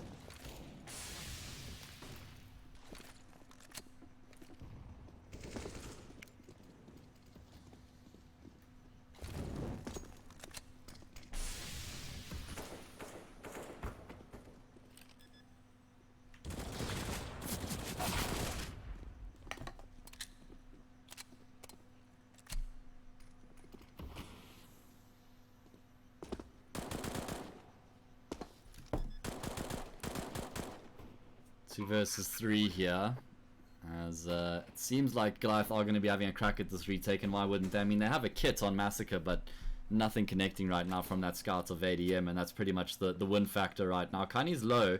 ADM going to be pushing forward. Yeah, he knows there's a player towards Tetris, but it's really good crossfire that's coming out right now from Big5, just giving nothing away. Making sure that Goliath have to get aggressive, have to push into awkward positions to try and take these fights. And actually, what the... I looked away for a second, and Massacre takes down 2 players with his USP, and he has a kit, so he wins the clutch. I literally looked away for a second because I thought that was a foregone conclusion. And now we see it. Kani, he says he lagged. Alright, Trev, we'll give you that one.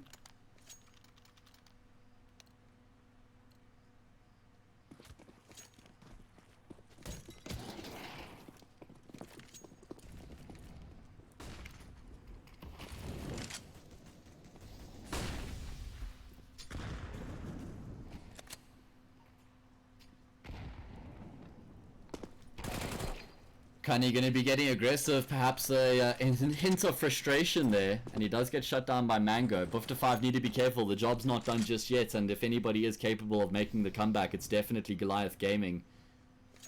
Mango just making sure it's absolutely safe to switch weapons before committing to it. Yeah, I wouldn't be counting Goliath out of this just yet. They also have a very strong CT side on this map, and they're capable of shutting opposition out of the game, especially once they get those AWPs into play.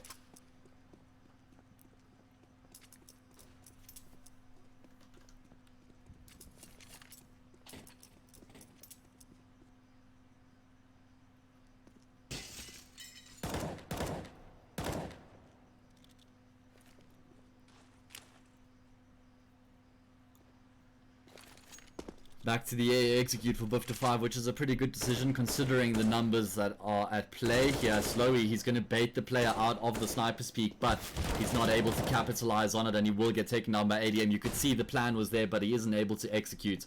And now the round becomes surmountably more difficult for Big5. 2 players disadvantage. They will be at least able to smoke off jungle, but still... how do they even secure the plants? It seems like they will be able to find it, and actually Custom does get a kill. So does Tuckbook. My word, things swinging across very quickly now.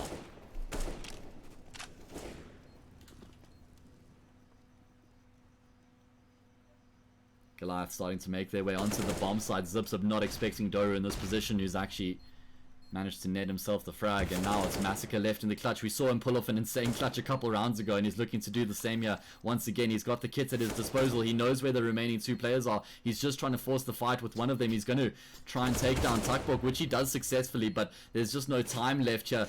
Going to be spotting out Custom, but even if he gets the kill, he won't be able to get the defuse, and Big5 turn the 5 versus 3 around and secure themselves the win, making it a map point. Who would have thought? 15-5. What a turn of events here. And this changes things slightly, because I was planning on casting Lionheart versus Sinister 5 at 7 PM, but we're going to be heading to a 3rd map here almost definitely at this point. So We may be jumping into that game slightly late.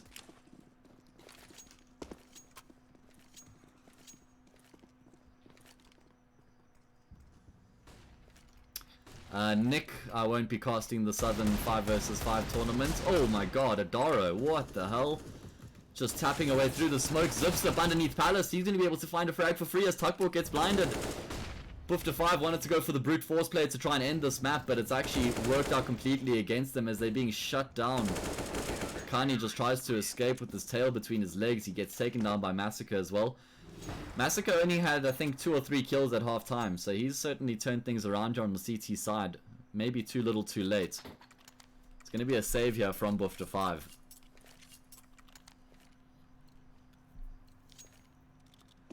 AWP for ADM as well, able to keep hold of that. So I don't know, what do you guys think? Do you think that Goliath are going to make the comeback?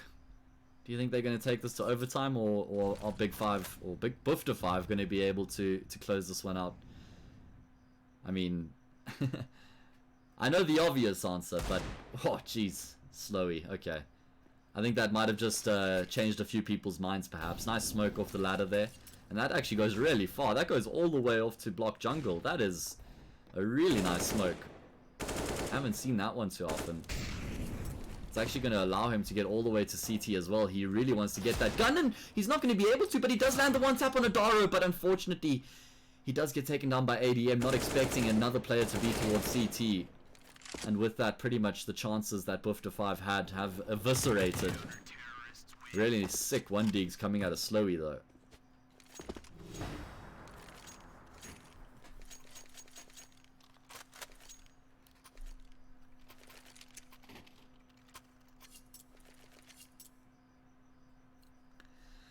Double save, fairly rare to have that on the T side of a map, but sometimes that's just how it turns out. So this is just going to be giving a bit of confidence back to Goliath Gaming. And ADM, that confidence is coming through right now as he pushes up middle by himself.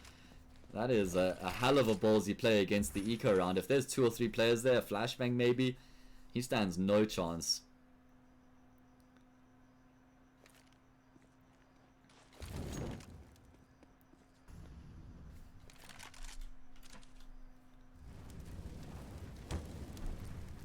Oh man, you hate to see it. Oh, Jesus, Tuckball, I'm sorry bro.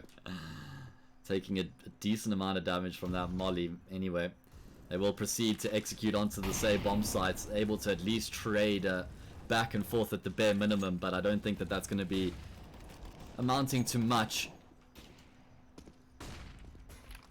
At least they're going to be able to secure a bomb plant, unless Zipzip can spray down through the smoke. He's missing the mark, so that's going to be an injection of money into the economy for Bufta5 heading into the next round. I don't think they'll be able to get much else. Doru at least finds one. Got a bit of cover to work with, but Mango's just dancing with him. Eventually will peek out and take him down after Doru commits to the spray. So finally we will be having another buy round here for Bufta5.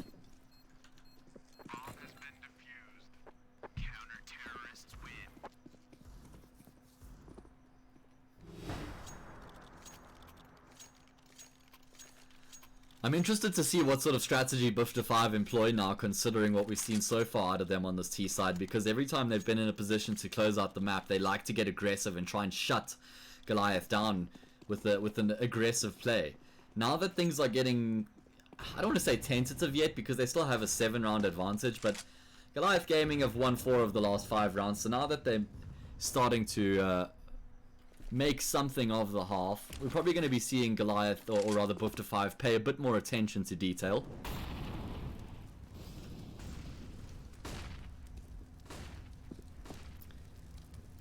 And seems like it is going to be the basic execute into the A bomb site, just smokes over top, making their way through ramp with a 3-1 split. One lurker left to his devices towards lowers. They are going to be able to trade out Zips up on the A bomb side, and off the back of that, Goliath are happy to leave control and play for the retake. Not much util remaining here for the T side. They don't have any smokes left, so they're going to have to finish off this execute with what they've got. So they will be able to at least secure the bomb plant. Custom on the angle will find ADM. And Kani finally pounces on that lurk, leaving it in the 2 versus 2. A smoke and a flash on Mango. A couple kits to work with means that there is a few options on the table here for Goliath Gaming. deciding to smoke with Palace. Unfortunately for them, not the right decision. Still, both of these players having free reign on the A bomb side. Custom on the angle will destroy Mango, and he's going to get the follow-up. No, not able to secure it, but Tuckbook was right there to make sure the kill was still found, and with that, Big5 are going to be winning the map. So that means we're going to a third. I certainly didn't expect that when we saw what happened on Inferno. An absolute pelting from Goliath. Coming over to Mirage, I thought we were going to be seeing something similar, but actually doesn't transpire. So 1-1, we head to the third map, and it's going to be Nuke, which we actually saw both these teams playing against each other in the ESEA final, where Goliath came out on top. So history says we probably will still see a Goliath victory here in the best of 3, but nothing's a foregone conclusion. And Big5 probably reinvigorated with that win. I think that they're going to have a bit more confidence behind them now. They've lost a couple maps in a row to Goliath, and that's just going to be reminding them that they are certainly capable of competing against their team, against that team. So, going to be taking a short break before we jump into the third and final map between these two teams. I hope that you guys continue to join me. It's awesome having you guys here. Shout out to Fused, you made the call. Third time's the charm, absolutely came true. Gonna see you guys in about 5 minutes or so.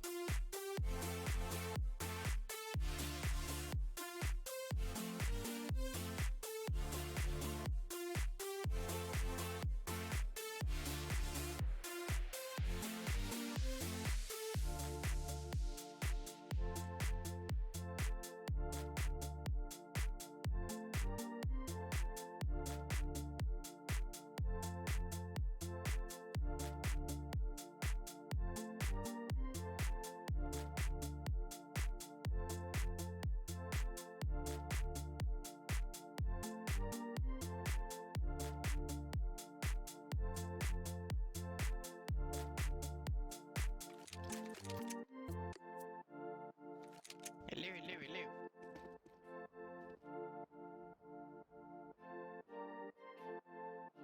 Hello, the mango. No, the bad. The key.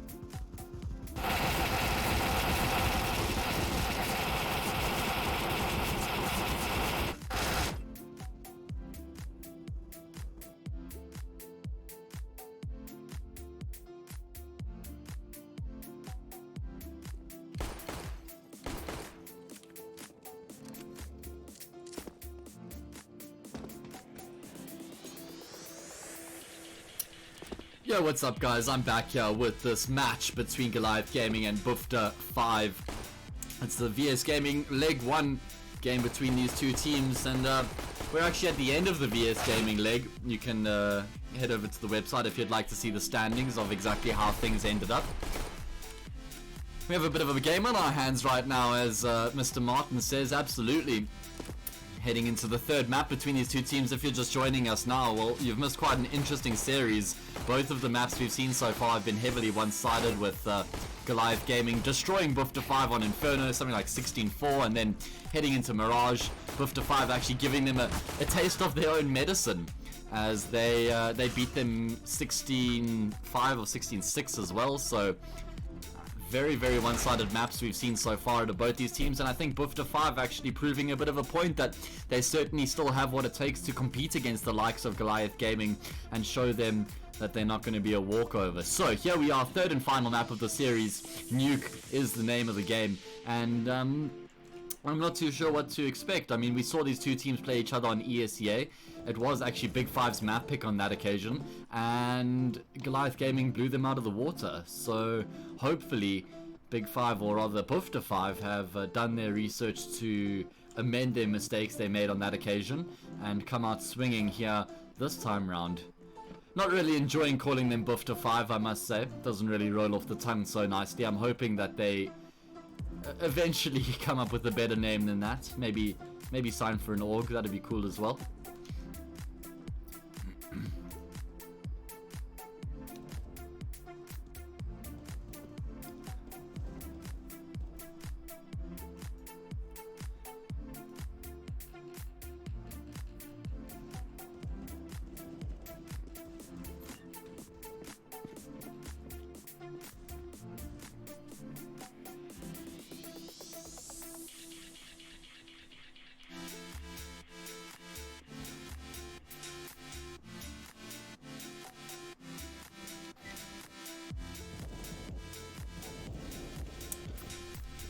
So we're going to be jumping into the knife round here.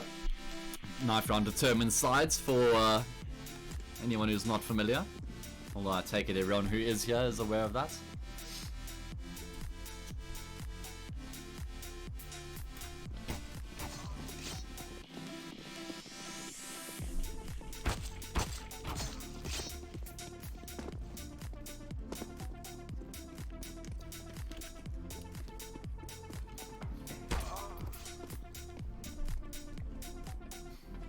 Oh jeez. Don't you hate it when people do this? Don't be that guy, Massacre. Don't be that guy, bro. He kills himself in console. I love it. Will not let them get the knife kill. Okay, so we're going to be seeing Big5 selecting the CT side. That's not surprising. Obviously, historically, the preferred side on Nuke, and for good reason as well. And it's actually a change. I think that they started on the T side when they played each other in ESEA, which means Big5 are going to be in a position to continue the momentum that they had from the previous map, and maybe mount a solid half, put Goliath on the back foot, or continue to force them on the back foot. Let's see how it plays out.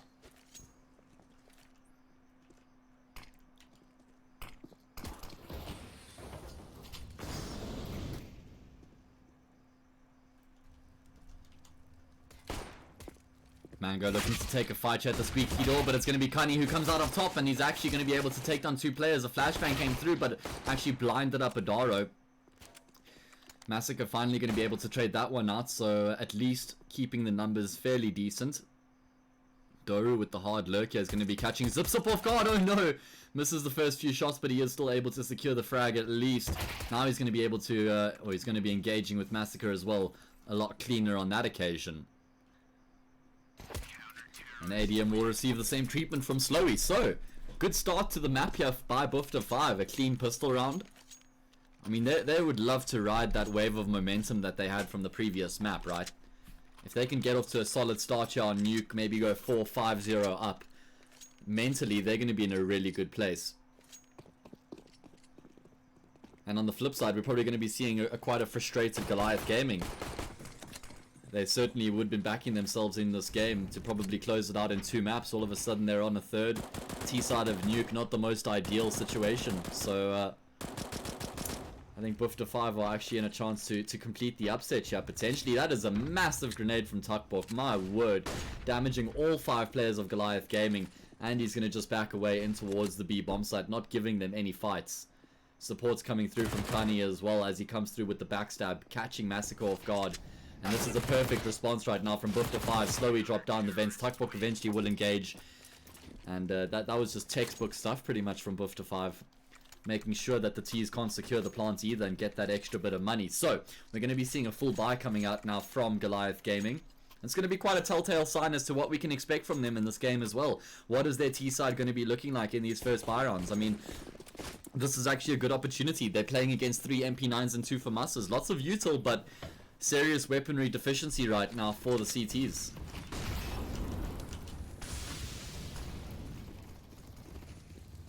ADM, does he realize that Slow is just on the other side of the smoke right now? He's playing the sound cues. He may have had a slight gap to spot them crossing. He's waiting patiently though, just in case there might be another player, and unfortunately that's bought enough time for the Goliath Gaming team to actually make their way into secret though.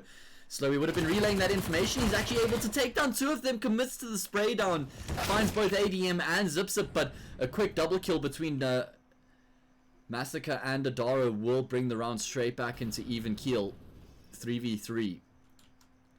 So much time left on the clock, and a pretty good positional advantage for Goliath as they have a few players towards the B bomb site though. Tuckborg is ready and waiting. He's in a bit of an awkward spot though. So many places that these T's could be coming from considering the time that has passed, and Doru as well. He's playing that timing game where he's sort of trying to cover 2 different angles, and if timing is against you, well then you stand no chance, and it seems like that's going to be the case here. Walks into Mango, does a decent amount of damage, but the AK trumps the FAMAS.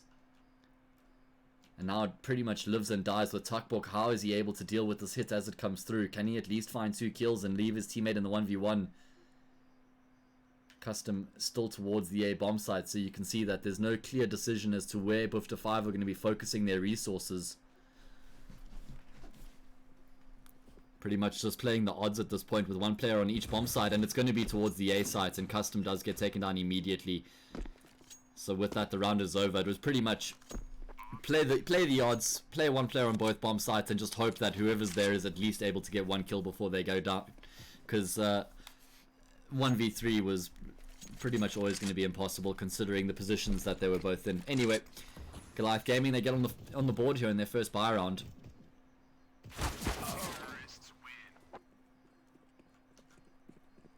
Yeah, Org should be starting to sit up and take some notice. This Big5 team has got a lot of potential, a lot of value in signing these players for sure. Interestingly, we're going to be seeing the double AWP coming out straight away here by Big5, and now this is interesting because number 1, their economy isn't great, so they've got 2 SMGs and a Desert Eagle to complement those AWPs.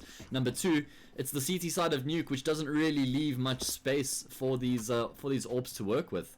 So I'm interested to see how they actually apply the AWPs. So I mean, the obvious answer is 1 at ramp and 1 outside, and that's exactly how they are utilizing them. And Kani's actually getting aggressive at the moment, pushing through ramp. He's been able to get quite an aggressive angle. That's a wealth of information that's being found as well.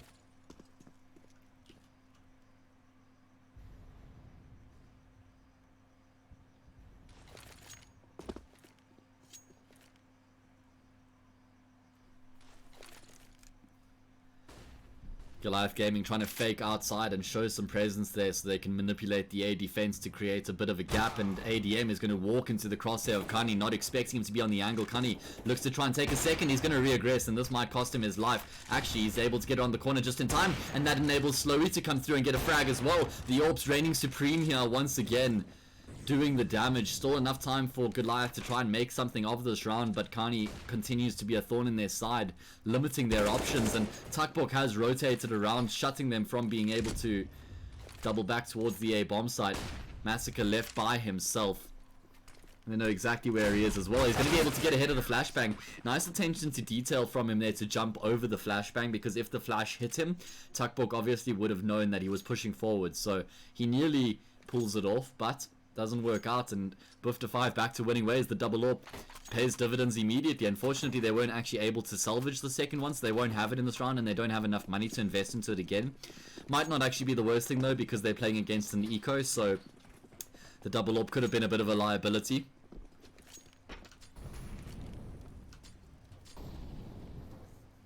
Oh, Massacre took his time to line that one up. Unfortunately, he moves just as he fires the shot, so it's not accurate.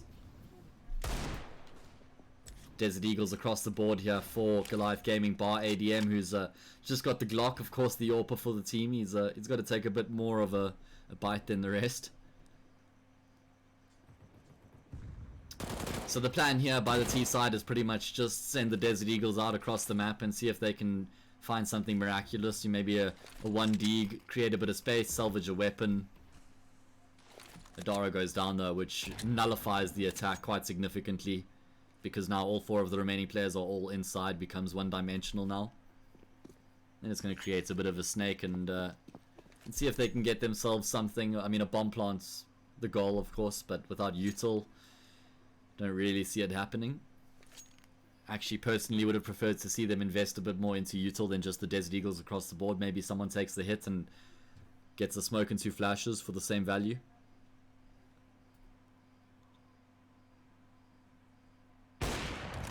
Nice shot there, mini flick from Slowy to take down Zip Zip, and he's going to follow it up as he finds Massacre as well, and he takes down Mango. Slowy starting to assert himself with the AWP. We saw him looking really good on Mirage. I think he ended with 32 or 33 kills. Really solid performance out of him. Something that we were hoping to see. Something we haven't seen too much in the past couple of games. So it's really important that for his own good, he does start to reach those heights again. Gotten off to a good start here on Nuke with 9 kills already. We're going to have another buy round here for Goliath, but they're going to be feeling slightly tentative, I'm sure, considering how the previous map went and how this map has started. Of course, it is the CT side of Nuke and it's early days, but they're going to be a bit nervous. And look at this from Doru. He gets a free frag onto ADM. ADM not at all aware of that possibility, leaving himself completely exposed on the angle. No teammate to cover him. And that's an early easy pick for Big5 or Buff to 5 that goes completely unpunished. So, well, Martin, Goliath played a map 3 against ATK recently. Why am I stuck? Oh, I'm stuck on the smoke, guys. I'm sorry. I'm sorry. We followed the smoke. Rookie error. Rookie error. Custom on the angle now is going to have a guest, and he's able to deal with the guest. Not very kindly either. 4 versus 2 here. Solid advantage for Buff to 5. Adaro does trade it out though, and that allows for Zip Zip to drop down, so a bit of space being found now by the T's as they progress towards the A-bomb site. Adaro with the switch there is actually going to take down Doru as well, but Tuckbook still keeping tabs on the A-bomb site, and he's actually able to control the SG to find the second player there. Nice spray down coming through from him. Sporadic but successful.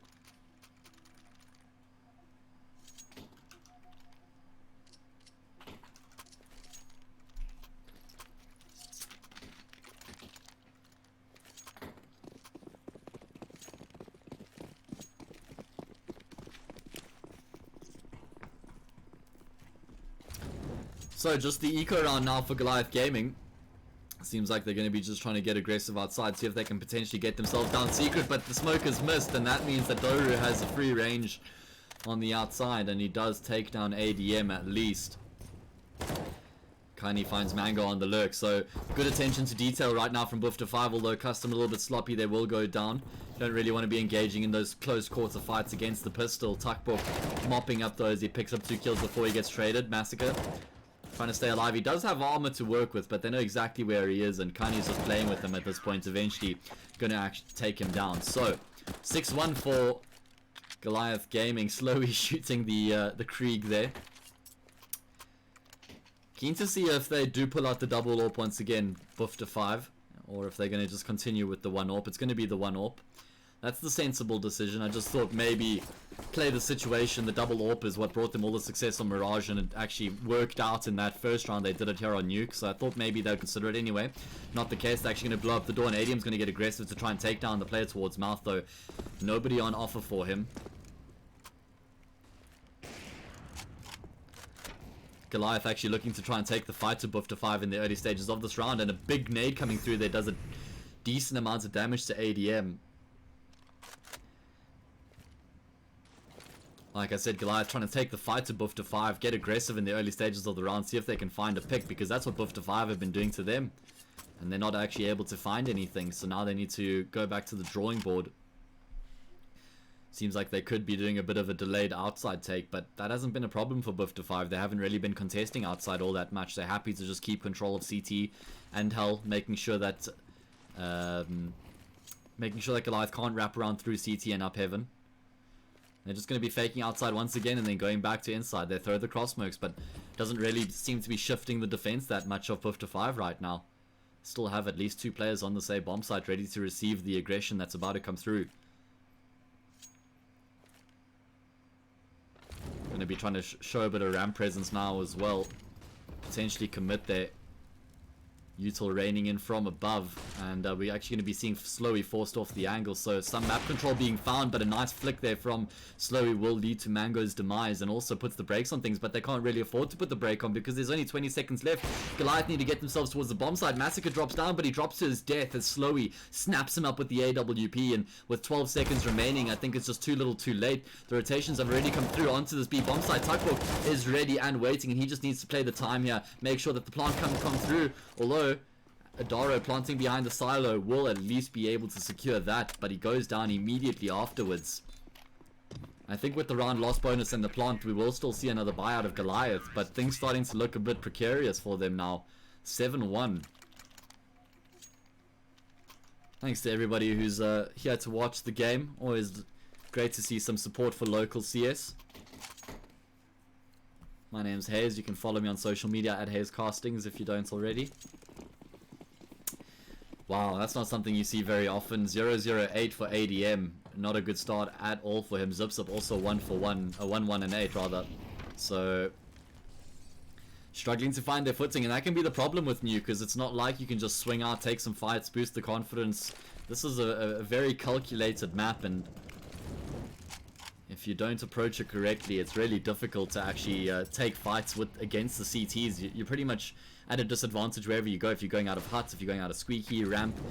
That's why you need to set yourself up by moving the CTs around, creating space. You know, if you fake outside, you pull a player out of ramp to go into locker room or something like that, and then you push through ramp. I mean, that's a very basic example, but it's all about manipulating the CTs and then working yourself into an area of the map, more so on Nuke than other maps.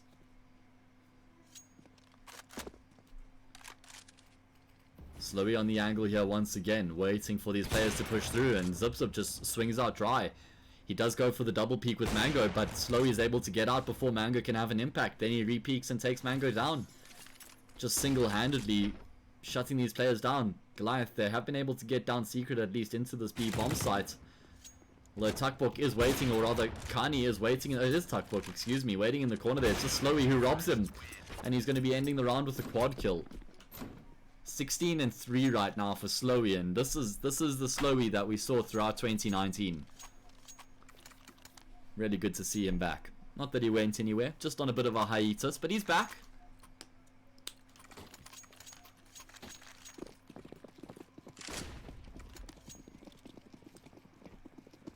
Just going to be seeing the money being evened out here by Goliath Gaming.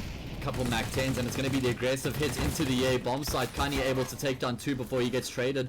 Maybe still something to work with here for Goliath, although Doru has got himself in a pretty good position. Traders there once again, but Tuckbook, he is the linchpin right now for Big5. You may not realize it, but he's just constantly getting himself in position to assist wherever assistance is required. He's down in the B bomb site, making sure that's covered. If there's a chance that Goliath are going to be heading down, he misses his shots on that occasion, so Zipsup will at least be able to secure a bomb plant. But he's going to get taken down by Tuckbook really quickly down the ladder, down the ramp, and onto B. So like I was saying, that's Tuckbook. He's all over the show right now and just being a menace. You may not see the numbers. He is 11 for 2, don't get me wrong, he's fragging, but he's also enabling his teammates by being in the right place at the right time. I mean, if he wasn't there to trade Doru out like that, then Goliath are still in a solid position.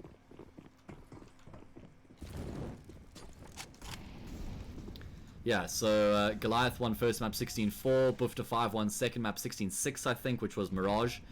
And here we are on Nuke, and it's Bufta5 who are looking really solid. Goliath actually going to be persisting with outside. We haven't seen them using outside control all that much. Now we're going to be seeing them trying to go into mouth. It's actually frags being traded back and forth as they take control, but Doru finds the double kill. If only the auto director would have taken this to his perspective, we could have witnessed the beauty that was. We will at least catch his third frag. Eventually he's going to get traded out by Mango, who's left in the clutch, but not an easy situation. He doesn't know where either of the two players are right now, and Slowy is in a position to completely shut him down. Though Mango's going to explore, and he finds his death. And it's a perfect spray paint coming out of Slowy there. Oh man, 10-1 here, spiraling out of control. And this is what I mentioned, if Bufta5 can dominate this and continue to ride that wave of momentum from the first map, they can definitely make something happen. Of course, it is the CT side of Nuke, so it's still early days, but very good signs, very good signs.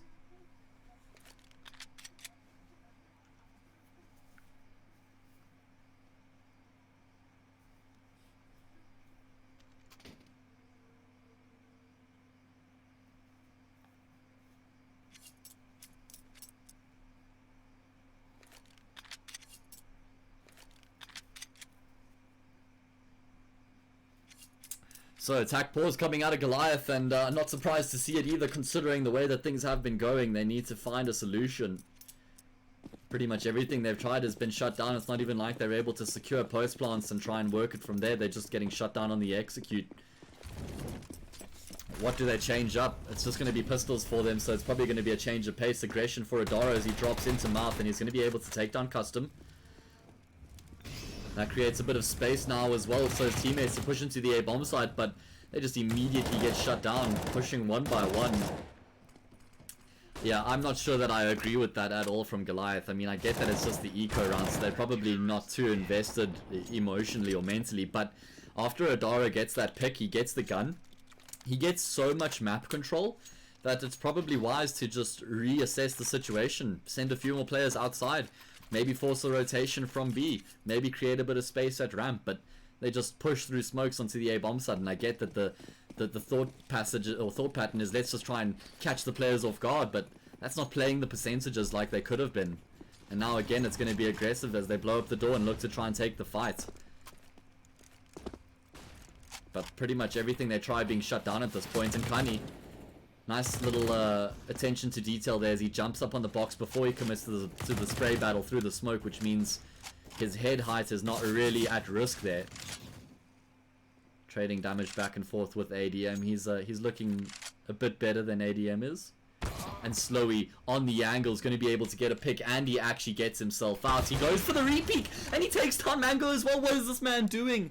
Slowy just catching them with their pants down time and time again. This is fantastic from him. Love to see him taking the fight to the tees with the AWP. Not afraid to repeat, not afraid to put himself in obscure positions. And it's paying maximum dividend. Tuckbot going to be the next point of contention here, but he's got a Krieg.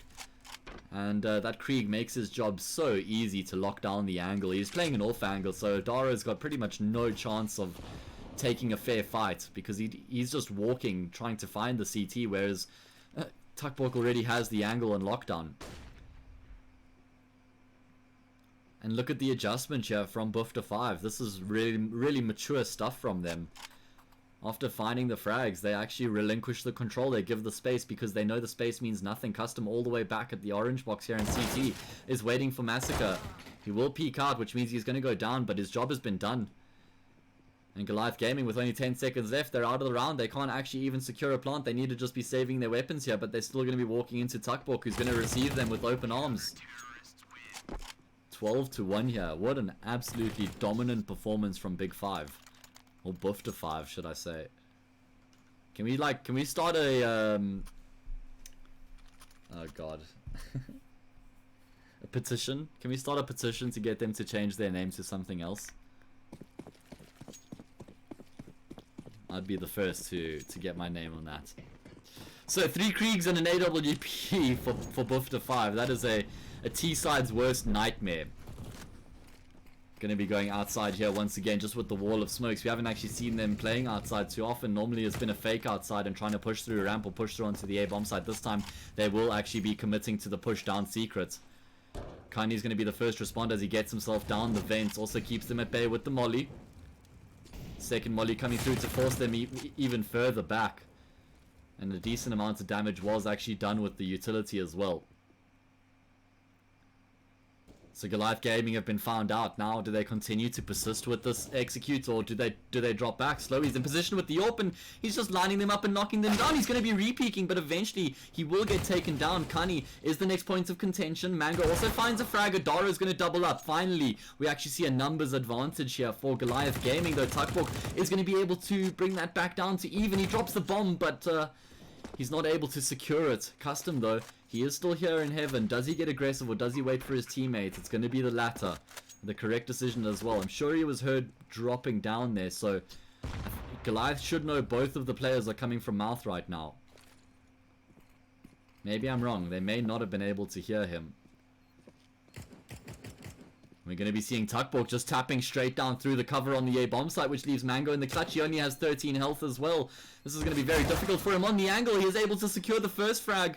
We're going to be seeing Tuckborg tapping the bomb, and Mango holds his nerve. He calls the fake. What an absolute demon. He just jiggle peeks, which forces Tuckborg off the defuse, and that was absolutely amazing from Mango. Oh my god, how does he win that clutch with only 13 health? Such good decision making and such big balls to call the fake. My goodness, that is sublime. That might have been the play that good Goliath needed to get their heads back in the game. Look at that. They have had nothing this half. And finally we see them winning a round off the back of a 1v2 clutch. Let's see if they're going to be able to secure a third round here in the half, or if they're only going to be able to work with 2 heading into the second half.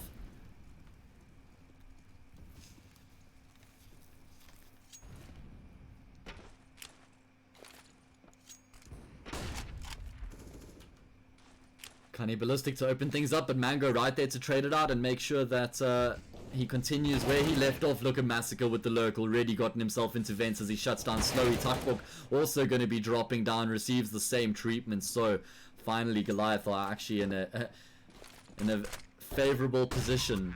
It's been a while,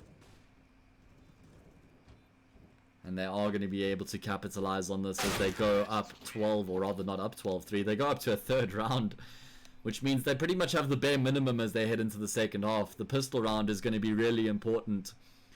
They absolutely have to win the CT pistol round if they're going to be keeping themselves in the hunt here on Nuke. Remember, this is the third and final map. No more chances after this.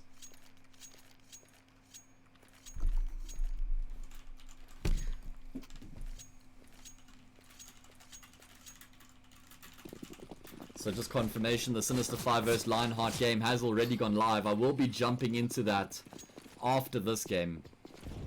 Might just take 5-10 minutes to eat. So yeah, let's see how that goes. The pistol round's very aggressive from Big5. They push straight into the A-bomb side. Doru, Custom, and Kani all find a frag apiece, and with that, take command and control of the A-bomb side, blowing the door open on the defense. And Zipzip is the only player remaining, but he's got a hope and a whim right now. I don't think there's any chance that he makes this retake happen. He's been able to get 2 kills, but they know exactly where he is, and there's just no chance for him to even get into the bomb site. 13-3, an absolute domination from Big5, and you love to see those sort of pistol rounds when the confidence is there, the aggression, because you know that your opponents are down, the morale is low. And that's when the aggressive players can be the most successful. 13-3 here, and it's the force buy. Goliath go for the force buy, which means if they lose this round, they're going to be contesting or trying to stop Big5 from getting match point on an eco. Or another force perhaps, but yeah, that means that they could play the rest of the half without even having one full buy round. Nice nade from Tuckborg just to make sure that there isn't any pesky CT players waiting behind the smoke. And you can see that Big5 realize what they actually have right now. The flashbang comes through. Eventually, Massacre will be taken down there. Early advantage for Big5, and it opens up so much of the map as well, because now they can work through outside. They can try and converge on the say bomb site, and you can see Goliath feel compelled to try and make a play. Adara getting aggressive through the hut, and he's going to be pushing with Mango as well, but Kani lies in wait the other side. He takes down Mango. Now he just needs to try and stay alive for as long as possible. He's bought the time. Eventually the trade comes through from Zipzip, but Slowly's been able to work his way through heaven, which means he's been able to secure control of the say bomb site. Such good decision making from all these players on Big5 right now. He's going to be able to get the kill, but the trade at least is there. Loving this composure coming out of Big5 right now.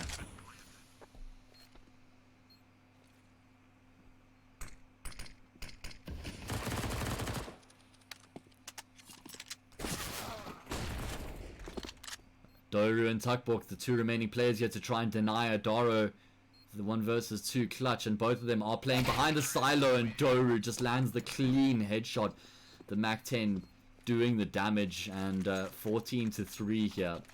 Do we see a force buy out of Goliath, or do they save? Surely they save, right? They have to save. They need to at least have one full buy round in the half.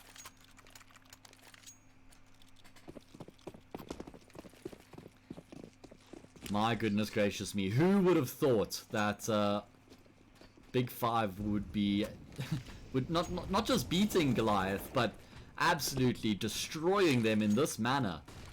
After they lost the first map, I thought we were destined to see what we saw in the ESEA final, but it's just been so different. It's been way more convincing from them, way more confident, way more team play out of them. It's looked way more fluid. They've been playing for each other. I mean, besides Inferno, both Mirage and Nuke have just been fantastic. Absolutely fantastic. So, will this be the final round of the match? Will Big5 be able to secure this game 16-3, or do Goliath have what it takes now that they have a bit of weaponry at their disposal to try and get themselves back into this? It's going to be outside where Big5 take their presence. 4 players making their way down Secret. Mango is going to be the first responder as he drops down. Vence, timing might work out against him. He's able to get around the corner just in time, or rather down the stairs, and Tukbok getting very aggressive onto this B bomb side. Mango with players all around him right now is just waiting for some support. Zipzip has come through, and ADM there to shut down the lurk that is Kani. He knows whenever Kani is alive, there's always a chance of the lurk, and Doru is not able to find the frag onto Zipzip, but he does take down Mango. 2v4, surely Goliath are going to be able to keep the control in the situation.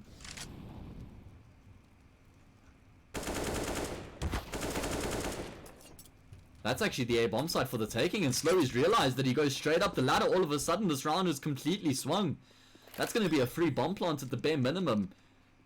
Freedom of choice for post plant positions as well, and Slowy's got the audio cues that there's 2 players coming from ramp, so there's some information to work with as well. But Massacre's going to take down Doru, so all of a sudden it's left on Slowy in the 1 versus 3 clutch. He's waiting in the cubby patiently. There's a kit on display here for Goliath as well, so they've got the time to work with, and he's going to get taken down immediately by Massacre. So Goliath Gaming, they keep themselves in the hunt. Bomb has been defused.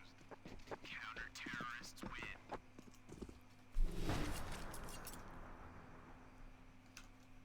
15-4 here, and finally Goliath, they win another round, but they've just been so few and far between on both Mirage and Nuke. So weird to see such an insane swing. I mean, not only from what we saw last week, but even what we saw on the first map. For Big5 to be so convincing all of a sudden is remarkable. Save round here for them now, but Slowy, he has got the AK to work with, and he's trying to chase down Massacre, but oh, unfortunately the chase actually leads to his demise. ADM waiting towards CT. And that's one of the AKs now on the deck. Doru going to be looking for ADM, but that AWP always going to be reigning supreme, though Custom actually able to pick up the AK, and he picks up that frag, and now he's got a bit of space to work with. Mango, the next points of contention, and Custom, oh, thought he was destined to find that frag, but Mango, quick on the trigger, will be able to take him down, and he's going to find Kani here as well. Like I said, guys, next game up will be Sinister 5 versus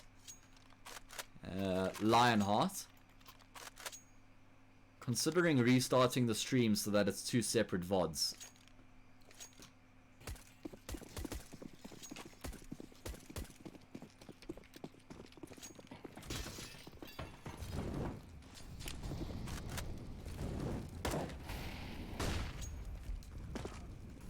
Nah, I'm just gonna leave it running.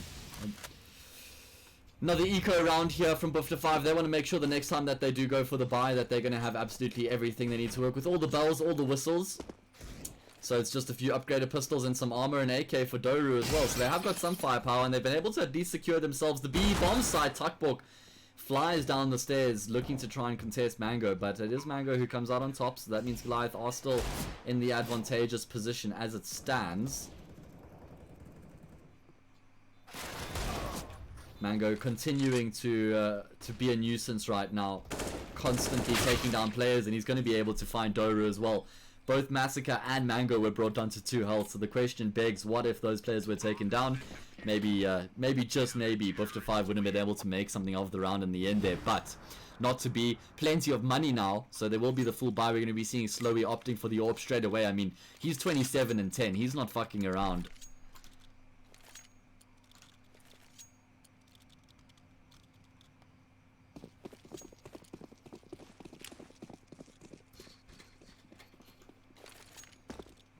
I think after Inferno, he's like, not again. Not again.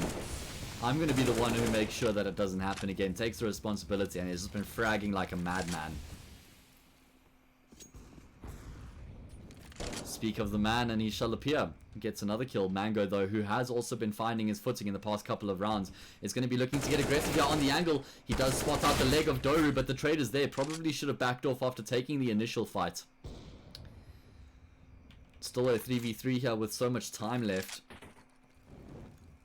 And Slowy's looking to get aggressive into mouth. And I like to see Big5 putting the brake on things here. Even though they are in a decent position, they could have tried to march onto the B bomb site, but they realize that there is a few other options, although ADM takes down Custom, who was trying to retreat back towards the A bomb site. Slowy probably going to get caught off by Adaro on the angle. And he does have that Krieg on lockdown. So now it's on Tuckbook in the 1v3, and they're going to know exactly where he is after those shots. And able at least to progress into the bomb site, so he's going to be committing to the bomb plant here. But that's all he's going to find. So at least an injection of cash going into the next round. I don't think they'll be going for the buy. I mean, maybe they will. A couple players with some residual money. It's only going to be Slowy, who doesn't have enough to find a full buy. I think they're going to go for the buy here. I'd be surprised if they saved. And you can see they're busy discussing it at the moment. And they are going to go for the buy. AWP dropped for Slowy once again, 15-7. We saw Big5 in a similar position on Mirage, where they were on map point for a couple of rounds, but they didn't lose their calm because of that. They were still able to close the map out, and well, they're going to be expecting the same from themselves here on Nuke. And it's going to be a couple smokes outside, perhaps as a fake to try and draw some attention over there. And inadvertently then less attention on the A-bomb site, which is where they'll be executing potentially. Oh man, Adaro. Actually, or Mango rather going to go down there. Kani gets the better of him. So finally they're able to take down Mango before he finds a kill.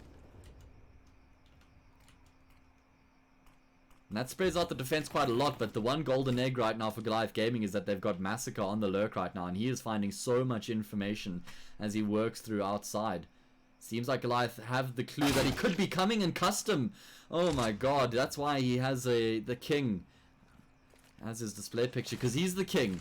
And now off the back of that, they're going to try and execute into the A bomb site where Adaro is ready and waiting. Although he gets forced off the angle, he still will be able to take down Tuckbook. He's got some support from ADM, who has actually gone down, which means it's now on Adaro's shoulders, and we may actually see Buff to try and drop into the B bomb site, and that's exactly what they do. And Kani, who stays atop, is able to take down Adaro.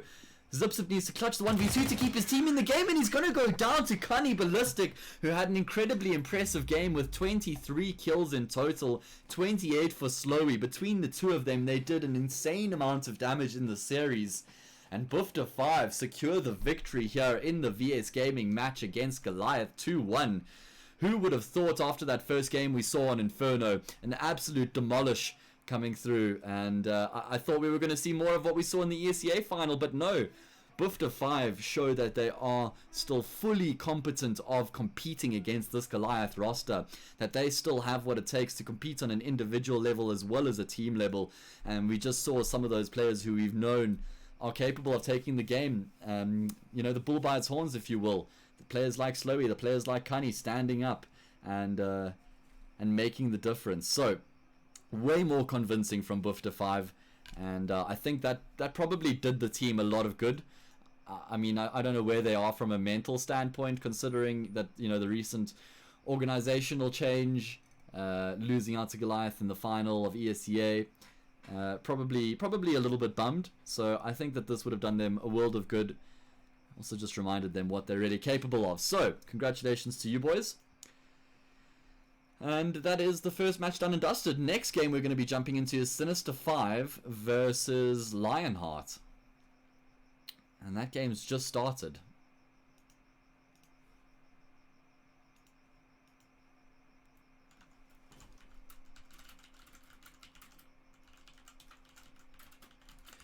Gonna see if I can maybe secure a sub. Not a sub. A partner. A co-caster. Somebody to change the tone of this cast a little bit, because hearing my voice the whole time might get a little bit monotonous. I hope not. Trying my best. Okay.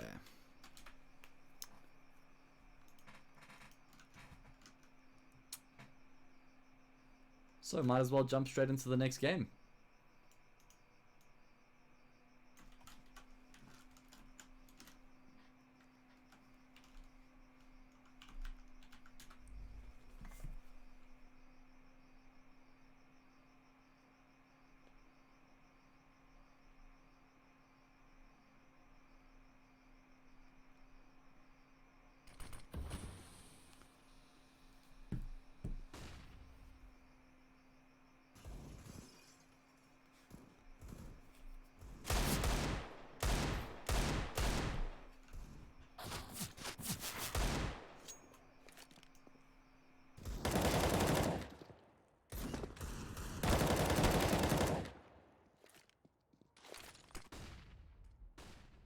Counter-terrorists win.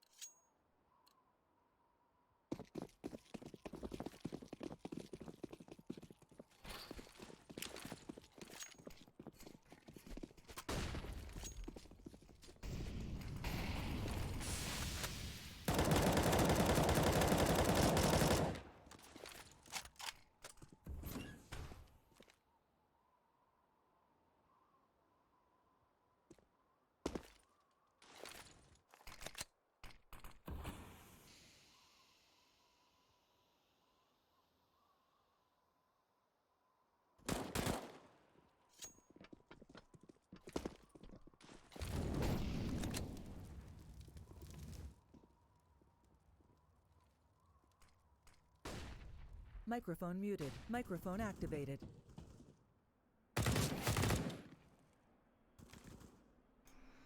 Alright guys, so yeah, I think I'm just going to continue to jump into the next game here. Why not? I mean, from nuke into nuke.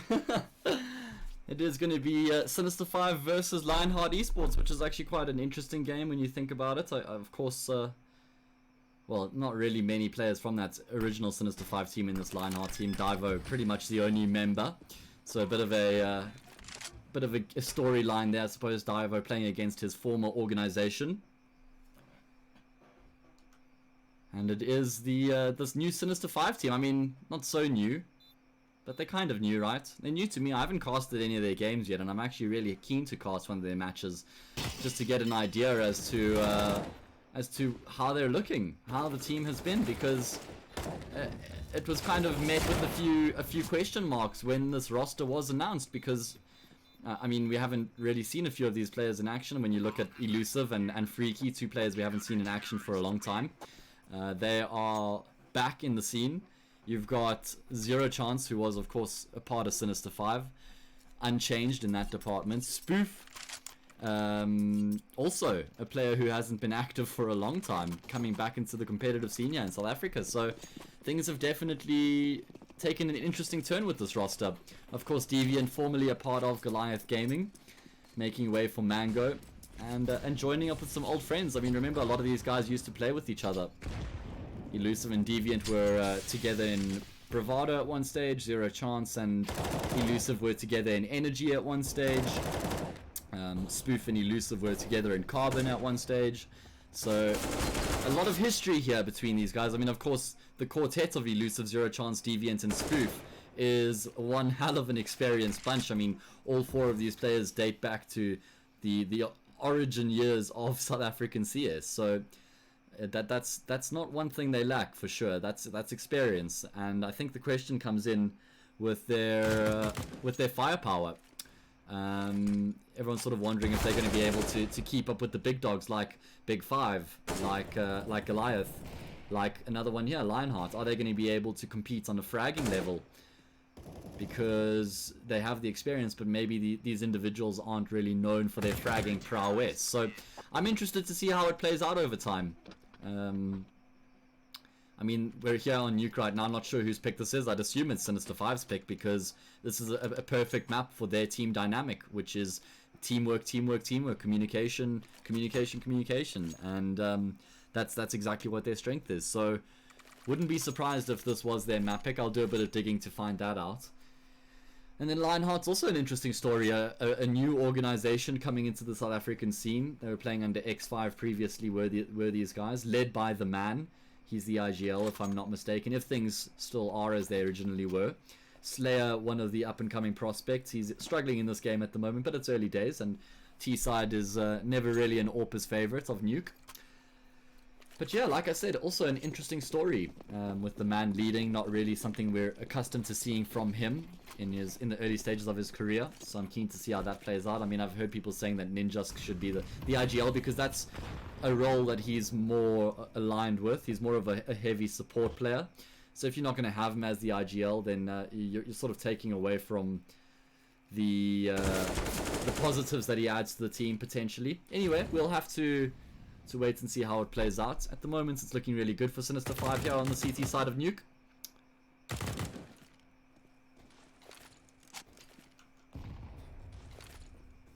Just going to get a quick tweet out, guys, to let everybody know that I'm casting this game live at the moment.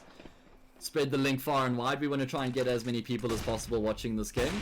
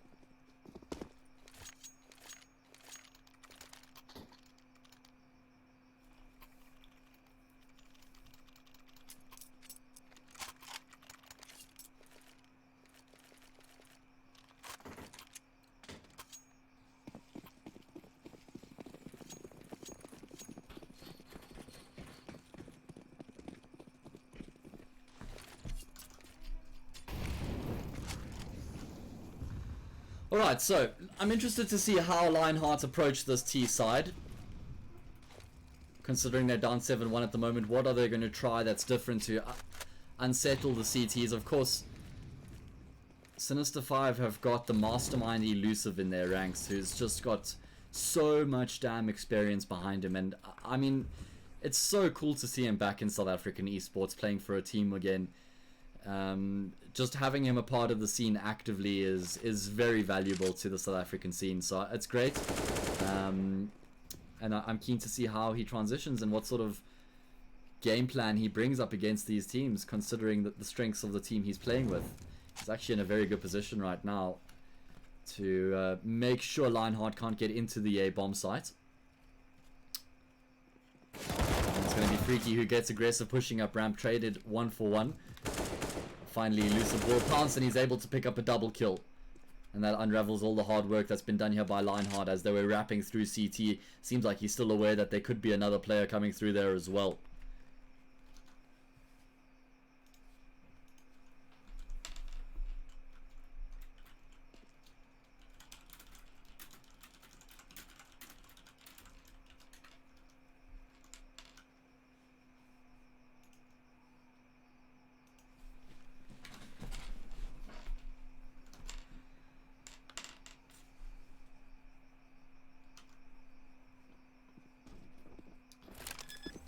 Late execute here, Lionheart getting themselves onto the B bomb sites, and it seems like they caught Sinister5 slightly off guard there. Although they're just going to take their time as they start to approach the B bomb sites. Elusive taking the first point of action, which is going to be allowing his teammates to potentially trade off of him. You can see both Spoof and Deviant coming through from the control room, and it's going to be an easy cleanup for both of the players. No lives lost in the post plant for the CTs. And they're going to continue on their charge here as they go up 8-1. Both Elusive and Deviant looking good. Zero chance as well. Don't forget, Deviant was, in my opinion, looking almost at his best that we've ever seen out of him towards the end of his Goliath gaming days. So he's still certainly got what it takes to put up the numbers. Zero chance looking good, 11 for 5. I think I've seen on social media and stuff saying that he's going to be like working really hard on his individual game and getting himself to where he knows he can be. So it's really cool to see that motivation coming out from these individuals. Elusive throwing that molly, which forces the smoke to be missed. And Divo's noticed that he doesn't have his clear cut covered to make it down into secret, which kind of throws a spanner in the works now because the CTs have the information as to how many people push into secret.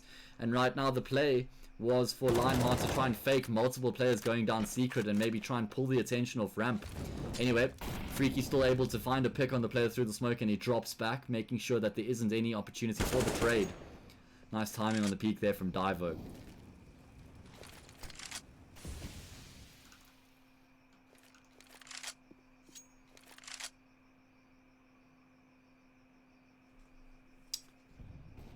Need to change the title of the stream, of course.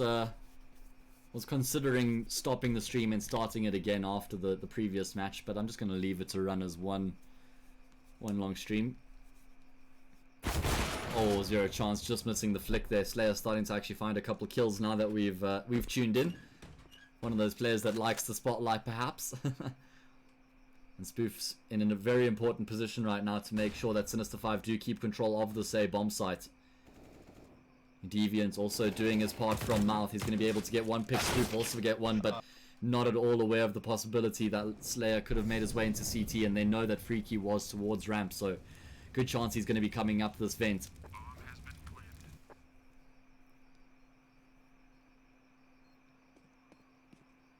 Gets himself out and looks for a fight, but not immediately able to find anything. Now working his way onto the A bomb site. And he's going to get taken down by Ninjas, who just timed his peak to perfection. So we're going to be seeing a second round found, finally, by Lionheart.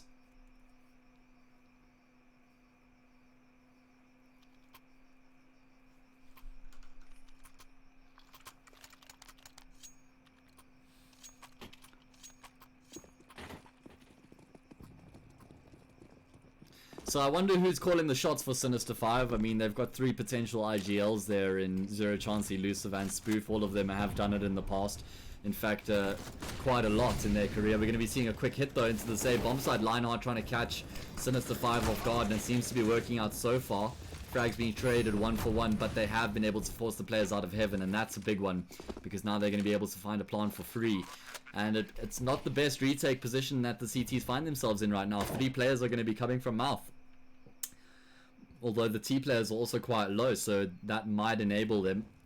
I'm going to be seeing which way these frags start to go as the CTs make their way forward, but it's all of a sudden only Elusive remaining. He's been able to pick up 2 quick frags.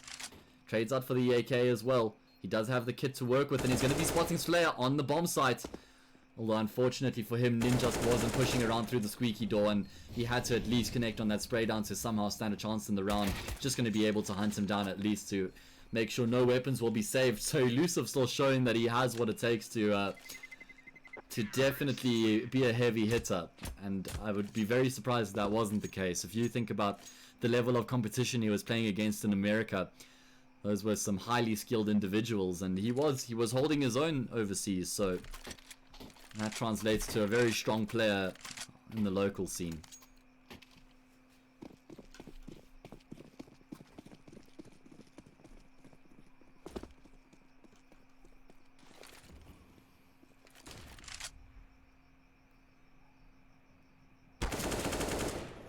Once again, Elusive outside. He's the only player with a rifle right now, so he has to get the job done, and he's gotten off to a pretty good start finding that frag. Probably going to consider repositioning after that kill, because he's taking into account the fact that the T's now know where he is with the AK, and that there's a good chance that they actually reassess where they're going to be attacking from. So he wants to try and catch them off guard from another angle now.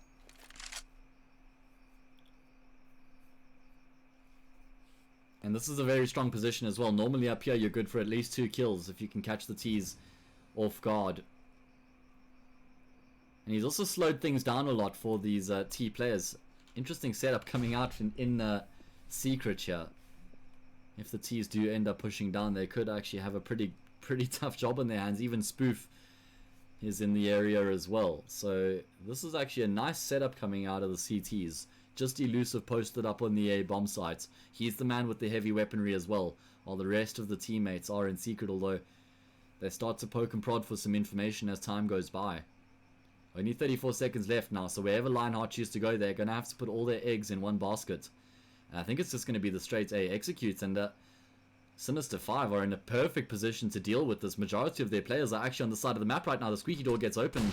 We're going to be seeing the flashes come through as they do make their way towards the save bomb site. Elusive is good for one, but that's all it's going to be. He needed another one for sure. Freaky though, with the P250, swings out and grabs a quick cheeky kill. We're going to be seeing Spoof coming up the vent here as well. He's tapping away. He does take down one more player. Freaky left in the clutch is trying to hunt down Wipeout, who just turns and burns him, realizes there's no more time left for him to secure the plant, so he has to commit to taking the kill, which is what he does. Oh, that got so close. Really well engineered by Sinister 5, but just doesn't work out in the end.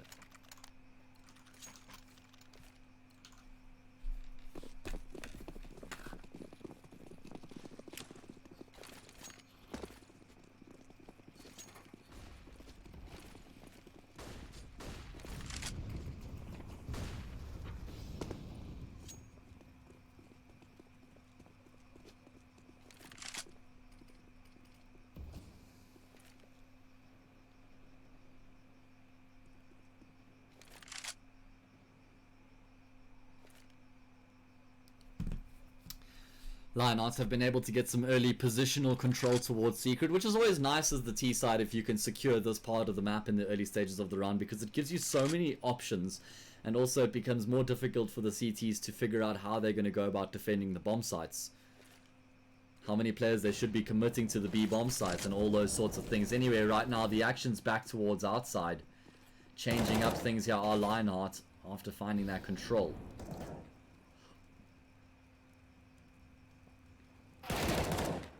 Nice frag there by Zero Chance. Really important frag as well, because if Wipeout had taken him down, that opens up so many options. Freaky on the angle as well has a job to do, and he's going to be able to take down both Slayer and the man. Fortunately for him, the man was very low, which made for a fairly easy kill, and now it's just Divo left in the clutch. I don't know if anybody who's listening is aware of who the captain is. Is it the man? Is it Ninjask? Used to be the man, but if anything has changed, let me know. Sinister 5 get back to winning ways here as well, winning that round, so didn't take long for them to find their footing once again. Elusive 17 and 7, 13 and 6 for Deviant, 13 and 8 for Zero Chance. And no one really popping off here for Lionheart. Everyone's sort of contributing, but nobody going above and beyond. So yeah, I mean, like I said, I'm really keen to see where the Sinister 5 team goes in the next couple of months. Are they going to be sort of a, you know, position 4 to 7 in the country, or are they going to be knocking on the door of the top 3? That's my question. I mean, playing against Goliath, you just feel like they're going to be outgunned, right? But maybe they have what it takes with the teamwork, the communication, the synergy to bridge that gap. And also, maybe they can stand up somewhat with the frags between Deviant and Elusive. Freaky has been known to be a heavy hitter when he's on his game as well. Fun fact, I actually played with Freaky in a Modern Warfare 3 team very long ago. Placed 3rd at Rage as well. Fun times. Yeah, I mean, the glaring issue for me would, in the fragging departments, obviously, I mean, Spoof, one of the players who dropped off a lot. I mean, I don't know if he'll be able to keep up with the likes of Mr. Massacre, ADM. You don't need all 5 of your players to be heavy hitters, but it definitely helps when they can at least pull their weight. Zero Chance, someone who struggled a bit in 2019 with the fragging as well, but he's looking good here tonight, and he did say he's motivated, so there's always a good chance that he can reach those 2016, 2017 numbers as well again. That's pretty much the condition for me of success with the Sinister 5 team, is if they can match up to the heavy hitters of the country. They're not going to be lagging in the tactical department.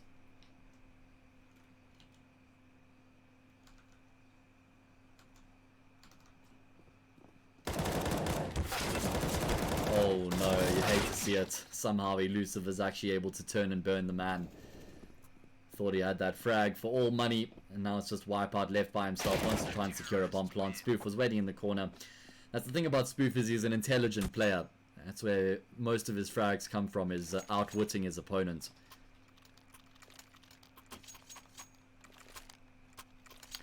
So, final round of the first map here, or rather the first half of the first map.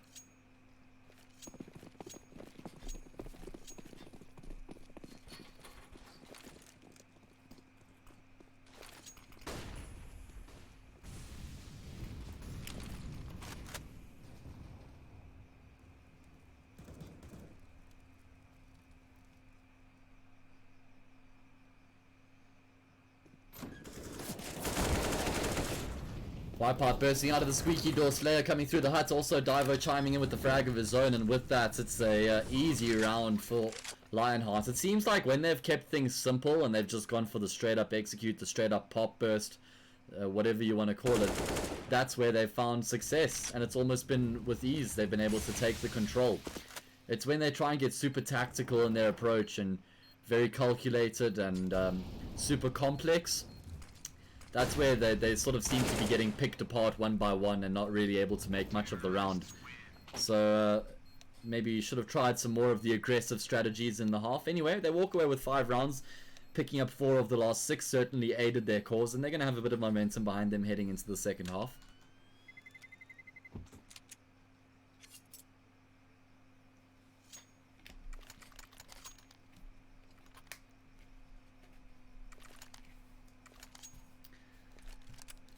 So 10-5, quite an even scoreline. In fact, it makes this pistol round even more important, because what it means is whoever wins this is going to have a clear-cut advantage heading into the rest of the half. Because if Sinister 5 can pick it up, well, they're on the T side, and they're off to such a good start. If the CTs pick it up, well, they've gotten their CT side off to a great start, and they'll be able to close that gap. Sinister 5 with the aggressive A hit here. And they've been able to at least secure the bomb plants at the bare minimum, but a fast flank coming through here from Ninjas. He mows down Elusive and he destroys Zero Chance. Fantastic one-taps from him. Freaky has to take the fight here to try and create a bit of space for himself, but he's going to receive the same treatment from Ninjas as well. And that's a great pistol round from Lionheart to get the second half off to a good start. And just to explain a bit more what I was saying, so because it was 10-5, if the T's can pick up that pistol round and make it 11-5, they've already set themselves up so well heading into the rest of the T half, winning the pistol round. If the CTs can pick up the pistol round at 10-5, they already get themselves a 6th round, reduce the deficit to 4, and they get their weapons up. So, I mean, 10-6, 10-7, almost a guarantee at this point. That makes for really good reading if you're on the CT side for the second half. So, That's just sort of my line of thought. Going to be seeing pistols aplenty right now for Sinister 5 as they look to just try and get aggressive and potentially overwhelm a few of these CTs, but Wipeout's not at all getting overwhelmed right now. In fact, he's on for the ace. Actually, Slayer was able to pick up one of those kills. I thought he had taken all 4. Fairly easy in the end for Lionheart. They do lose 2 players, which keeps their economy in check though. And in fact, it means that the man's only going to have an MP9, so it's actually the T's who have a better buy in this round. When you look at the weaponry they have at their disposal.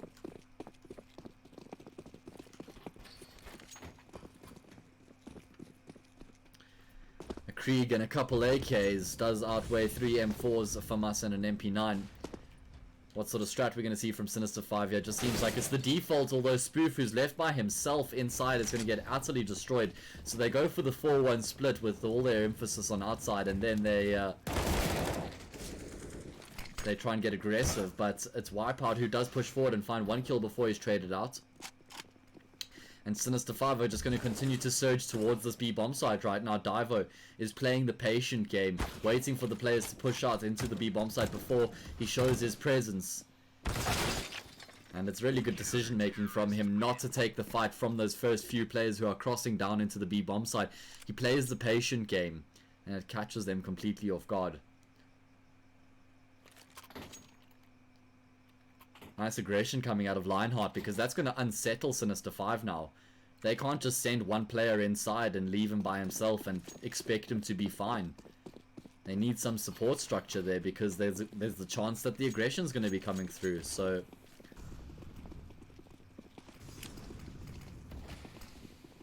we're going to be seeing once again Sinister 5 making their way outside. It is just a save from them, but they put a bit of emphasis on some utility. A couple smokes to work with. They're able to get all 5 players down into this B bomb side. Not unscathed, but are still alive. And another smoke should at least secure a bomb launcher. And Ninja skin the corner. Going to be able to get 1 quick kill. Not traded out either. Slayer giving him some support. He's going to be able to find a triple. Make that a quad.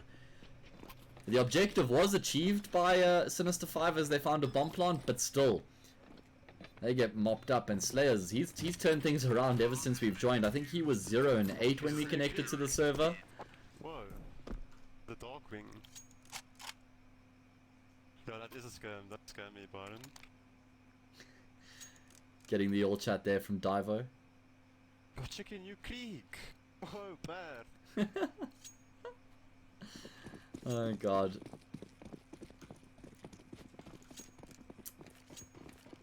Does anyone know how Divo got his name? I mean, it's quite obvious if you know his real name.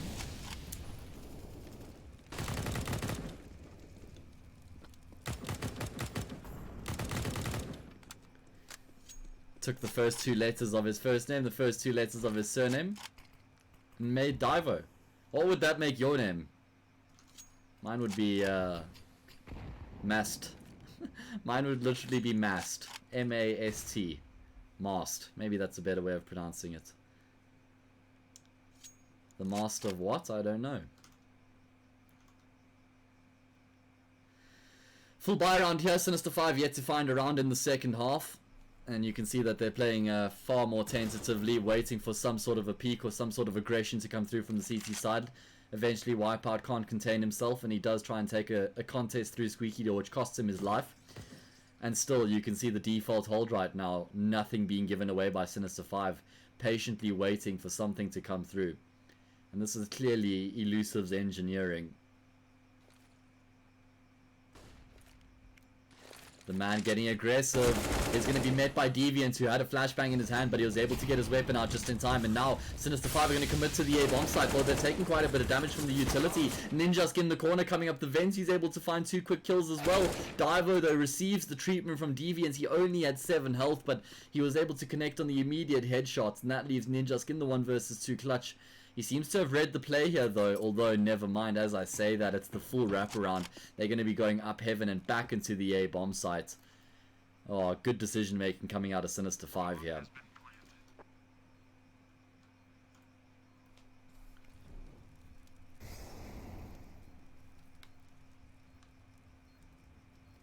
And Ninja's going for the timing with the flashbang, hoping he can try and get himself a kill as he comes up the vent, but now they know exactly where he is.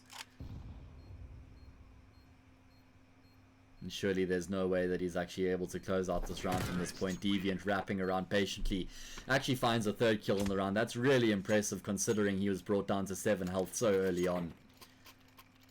It was that second kill in particular which was so influential, where he took down Divo in the hut. That was pretty much the frag that secured the round for his team. If Divo gets that kill, I'm sure Lionheart win from that point. 11-9 here, and Sinister 5 get around on the board.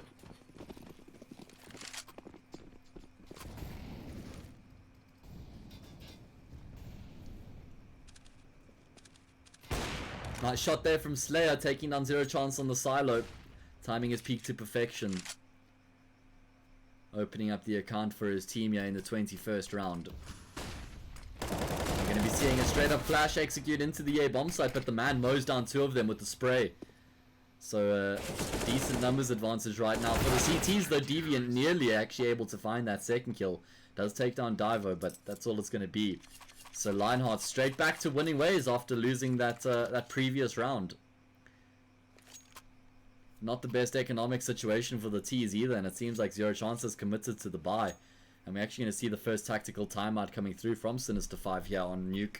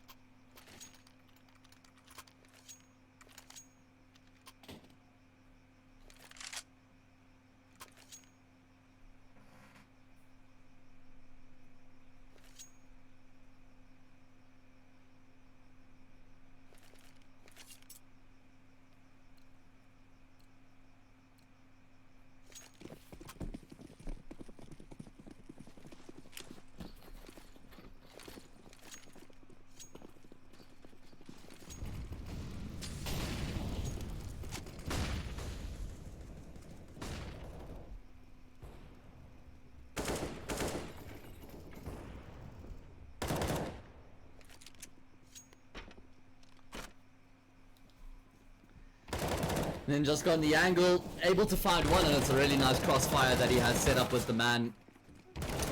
Works out perfectly, but it's actually a quick flurry of frags between Spoof and Freaky. He's going to pull Sinister 5 straight back into this round. Freaky desperately wants the Krieg. Eventually, he gets the extendo arms to grab it.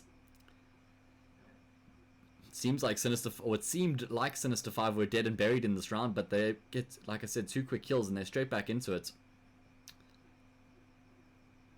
Spoof working his way around, might catch Slayer off guard, and he absolutely does. Easy kill for him, tapping away, and that leaves Wipeout now in the clutch. So things have completely swung around now. Sinister 5 are in the driving seat.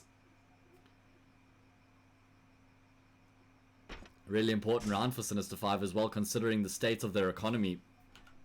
And we're seeing Wipeout waiting patiently for the plant to be committed to, and he opens the doors, but unfortunately for him, Freaky's on the other side of the silo.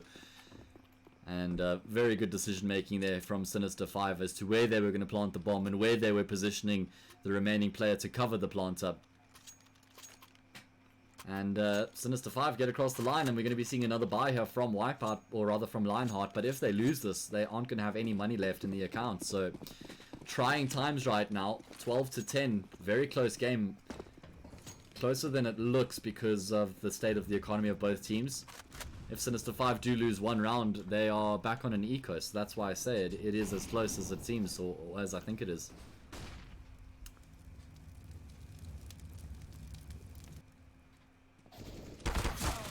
Freaky and Deviant, patience pays off. They find a quick couple kills, but Wipeout able to find one of his own. That means Deviant's also boxed in here.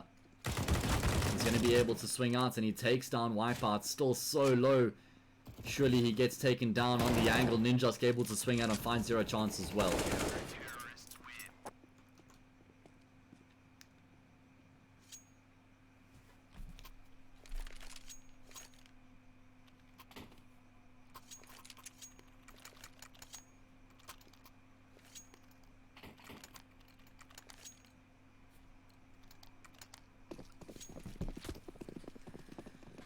So, money in the toilet, like I said, for both of the teams, which still continues to be the case. So, really important rounds as we reach the end stages of Nuke. Slayer with the AWP in mouth, not really where you normally see the Yorpa. Of course, he's trying to contest Squeaky, but nobody there to contest. Sinister 5 like this choice when they have an eco round. Getting aggressive into secret, just investing some of their economy, although they've actually gone for the full buy here, so I'm being a bit silly. With the weapons that they have, they've been able to get into secrets, and then they slow things down. Look at the man, all the way up on silo, which means Sinister 5 now know how much information Lionheart have at their disposal. Lionheart have got all the info they need to commit to this B defense right now, and that's exactly what they're doing. You can see the pieces moving around the map to get into position. And Sinister 5, they're stripped for options right now. I'm surprised they're actually taking so long to commit after they saw the player on silo, because it's just given Lionheart all the time in the world to get into position to defend this bomb site. Slayer taking down the first player. Spoof trying to be the flank, the lurk, that could be the difference, and he does actually catch out Diver. That opens up the A bomb site, but unfortunately Sinister 5 seems to be committing, and they commit to their death with that as well.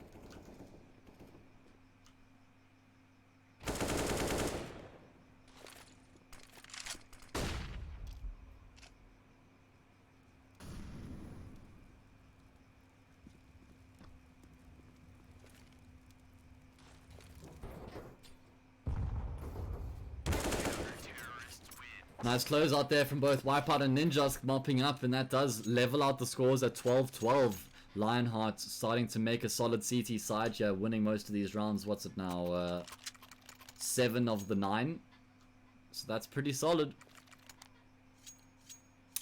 And Sinister 5 are on an eco, which means there's an opportunity for Lionheart to actually pull ahead for the first time on this map. Desert Eagles across the board for the T side. Not normally the map that you would associate with the Deagle eco. Just because there isn't really any long passages for you to try and take fights. You can go outside, but that's always difficult, of course. Kind of surprised to see them going ramp with the Desert Eagles, like I said.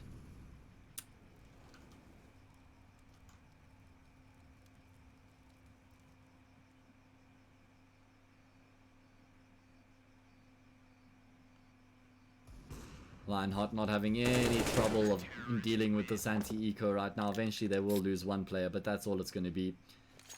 Let's secure the important weaponry as well, taking the AWP into the next round. And like I said, for the first time they've gotten themselves ahead.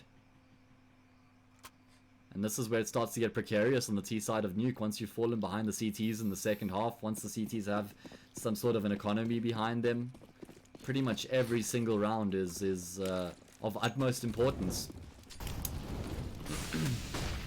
So what sort of strat do we see coming out from the CTs, considering what an important round it is? It's going to be the 4-1 split again. Seems to be the name of the game for the T's right now, splitting 4-1.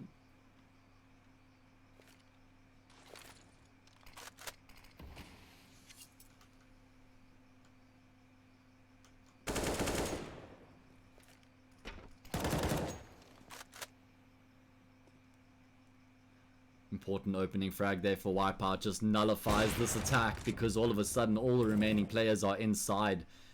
And Slayer gets aggressive as he takes down Elusive, which again just hinders the opportunity here.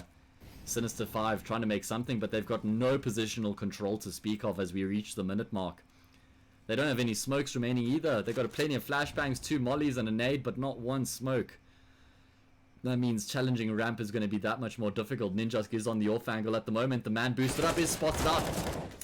Great attention to detail there from Deviant to make sure he clears all the angles. And this has actually created a bit of an opportunity now for Sinister 5 to drop into the B bomb side, and there's actually no CTs, so they could secure a plant and try and force the post plant at the bare minimum here. Freaky and Spoof, the 2 players, to try and salvage the situation as the bomb does go down. Freaky's just in such an awkward position right now, and he's going to go down, which leaves Spoof in a 1 versus 4. He does take down the first player. Flashbang as well to look for another fight. He's going to be mollied off, which means he can now only play from one door and know exactly where he's going to be peeking from, and that makes for an easy frag. 12-14, as Lionheart get themselves into a very secure position here on Nuke.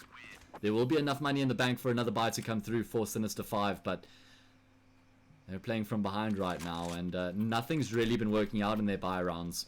They've been trying to take it slow and split with the 4-1, but it's not working out. Maybe need to see some more emphasis on outside. Try and take the map control, force some rotations, wrap around through CT. Maybe we see the brute force option, but right now the 4-1 split's just not working out. Seems like that's what they're going to be persisting with for the early stages of the round, just going with their default.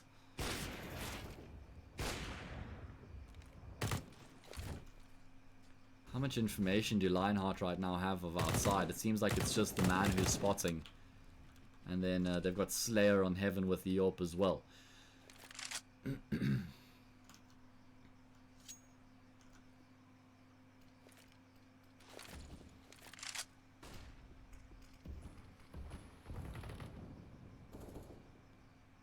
So just trying to take their time, and then it seems like eventually work their way in towards the ramp execute where Ninjask is lying in wait. He spots it off the head, so off the back of that he's going to rework himself to a more passive position, and that enables Slayer to come into the equation. He's able to at least find one pick before he gets forced off the angle. Diver also getting a frag of his own, and that means that the three remaining Sinister 5 players are all going to have to commit to the speed bomb site, and Ninja's finally able to chime in with the frag. Positioned himself really nicely there after being forced off of ramp, and that leaves Elusive in the clutch 1v3, and he's not really longed for this world, it would seem.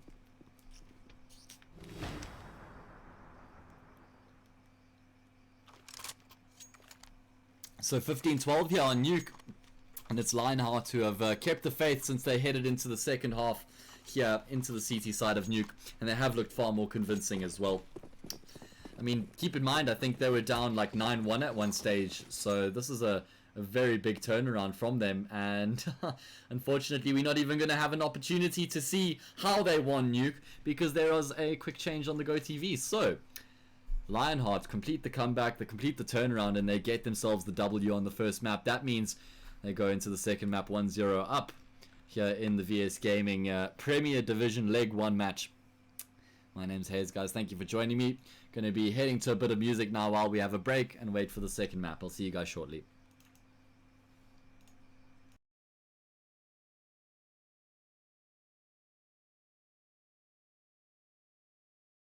This is the story of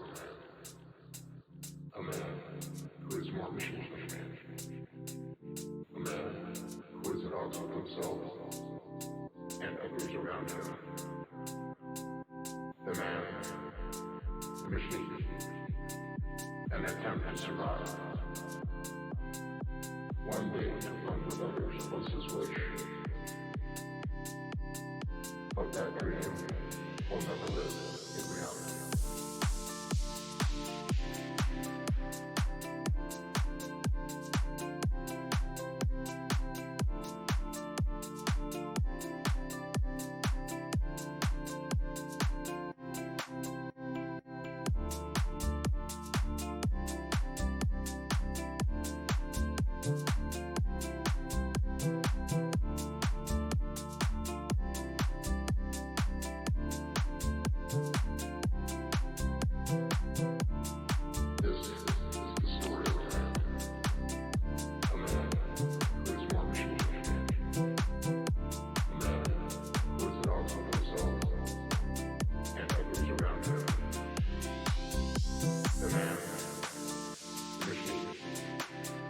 An attempt to survive.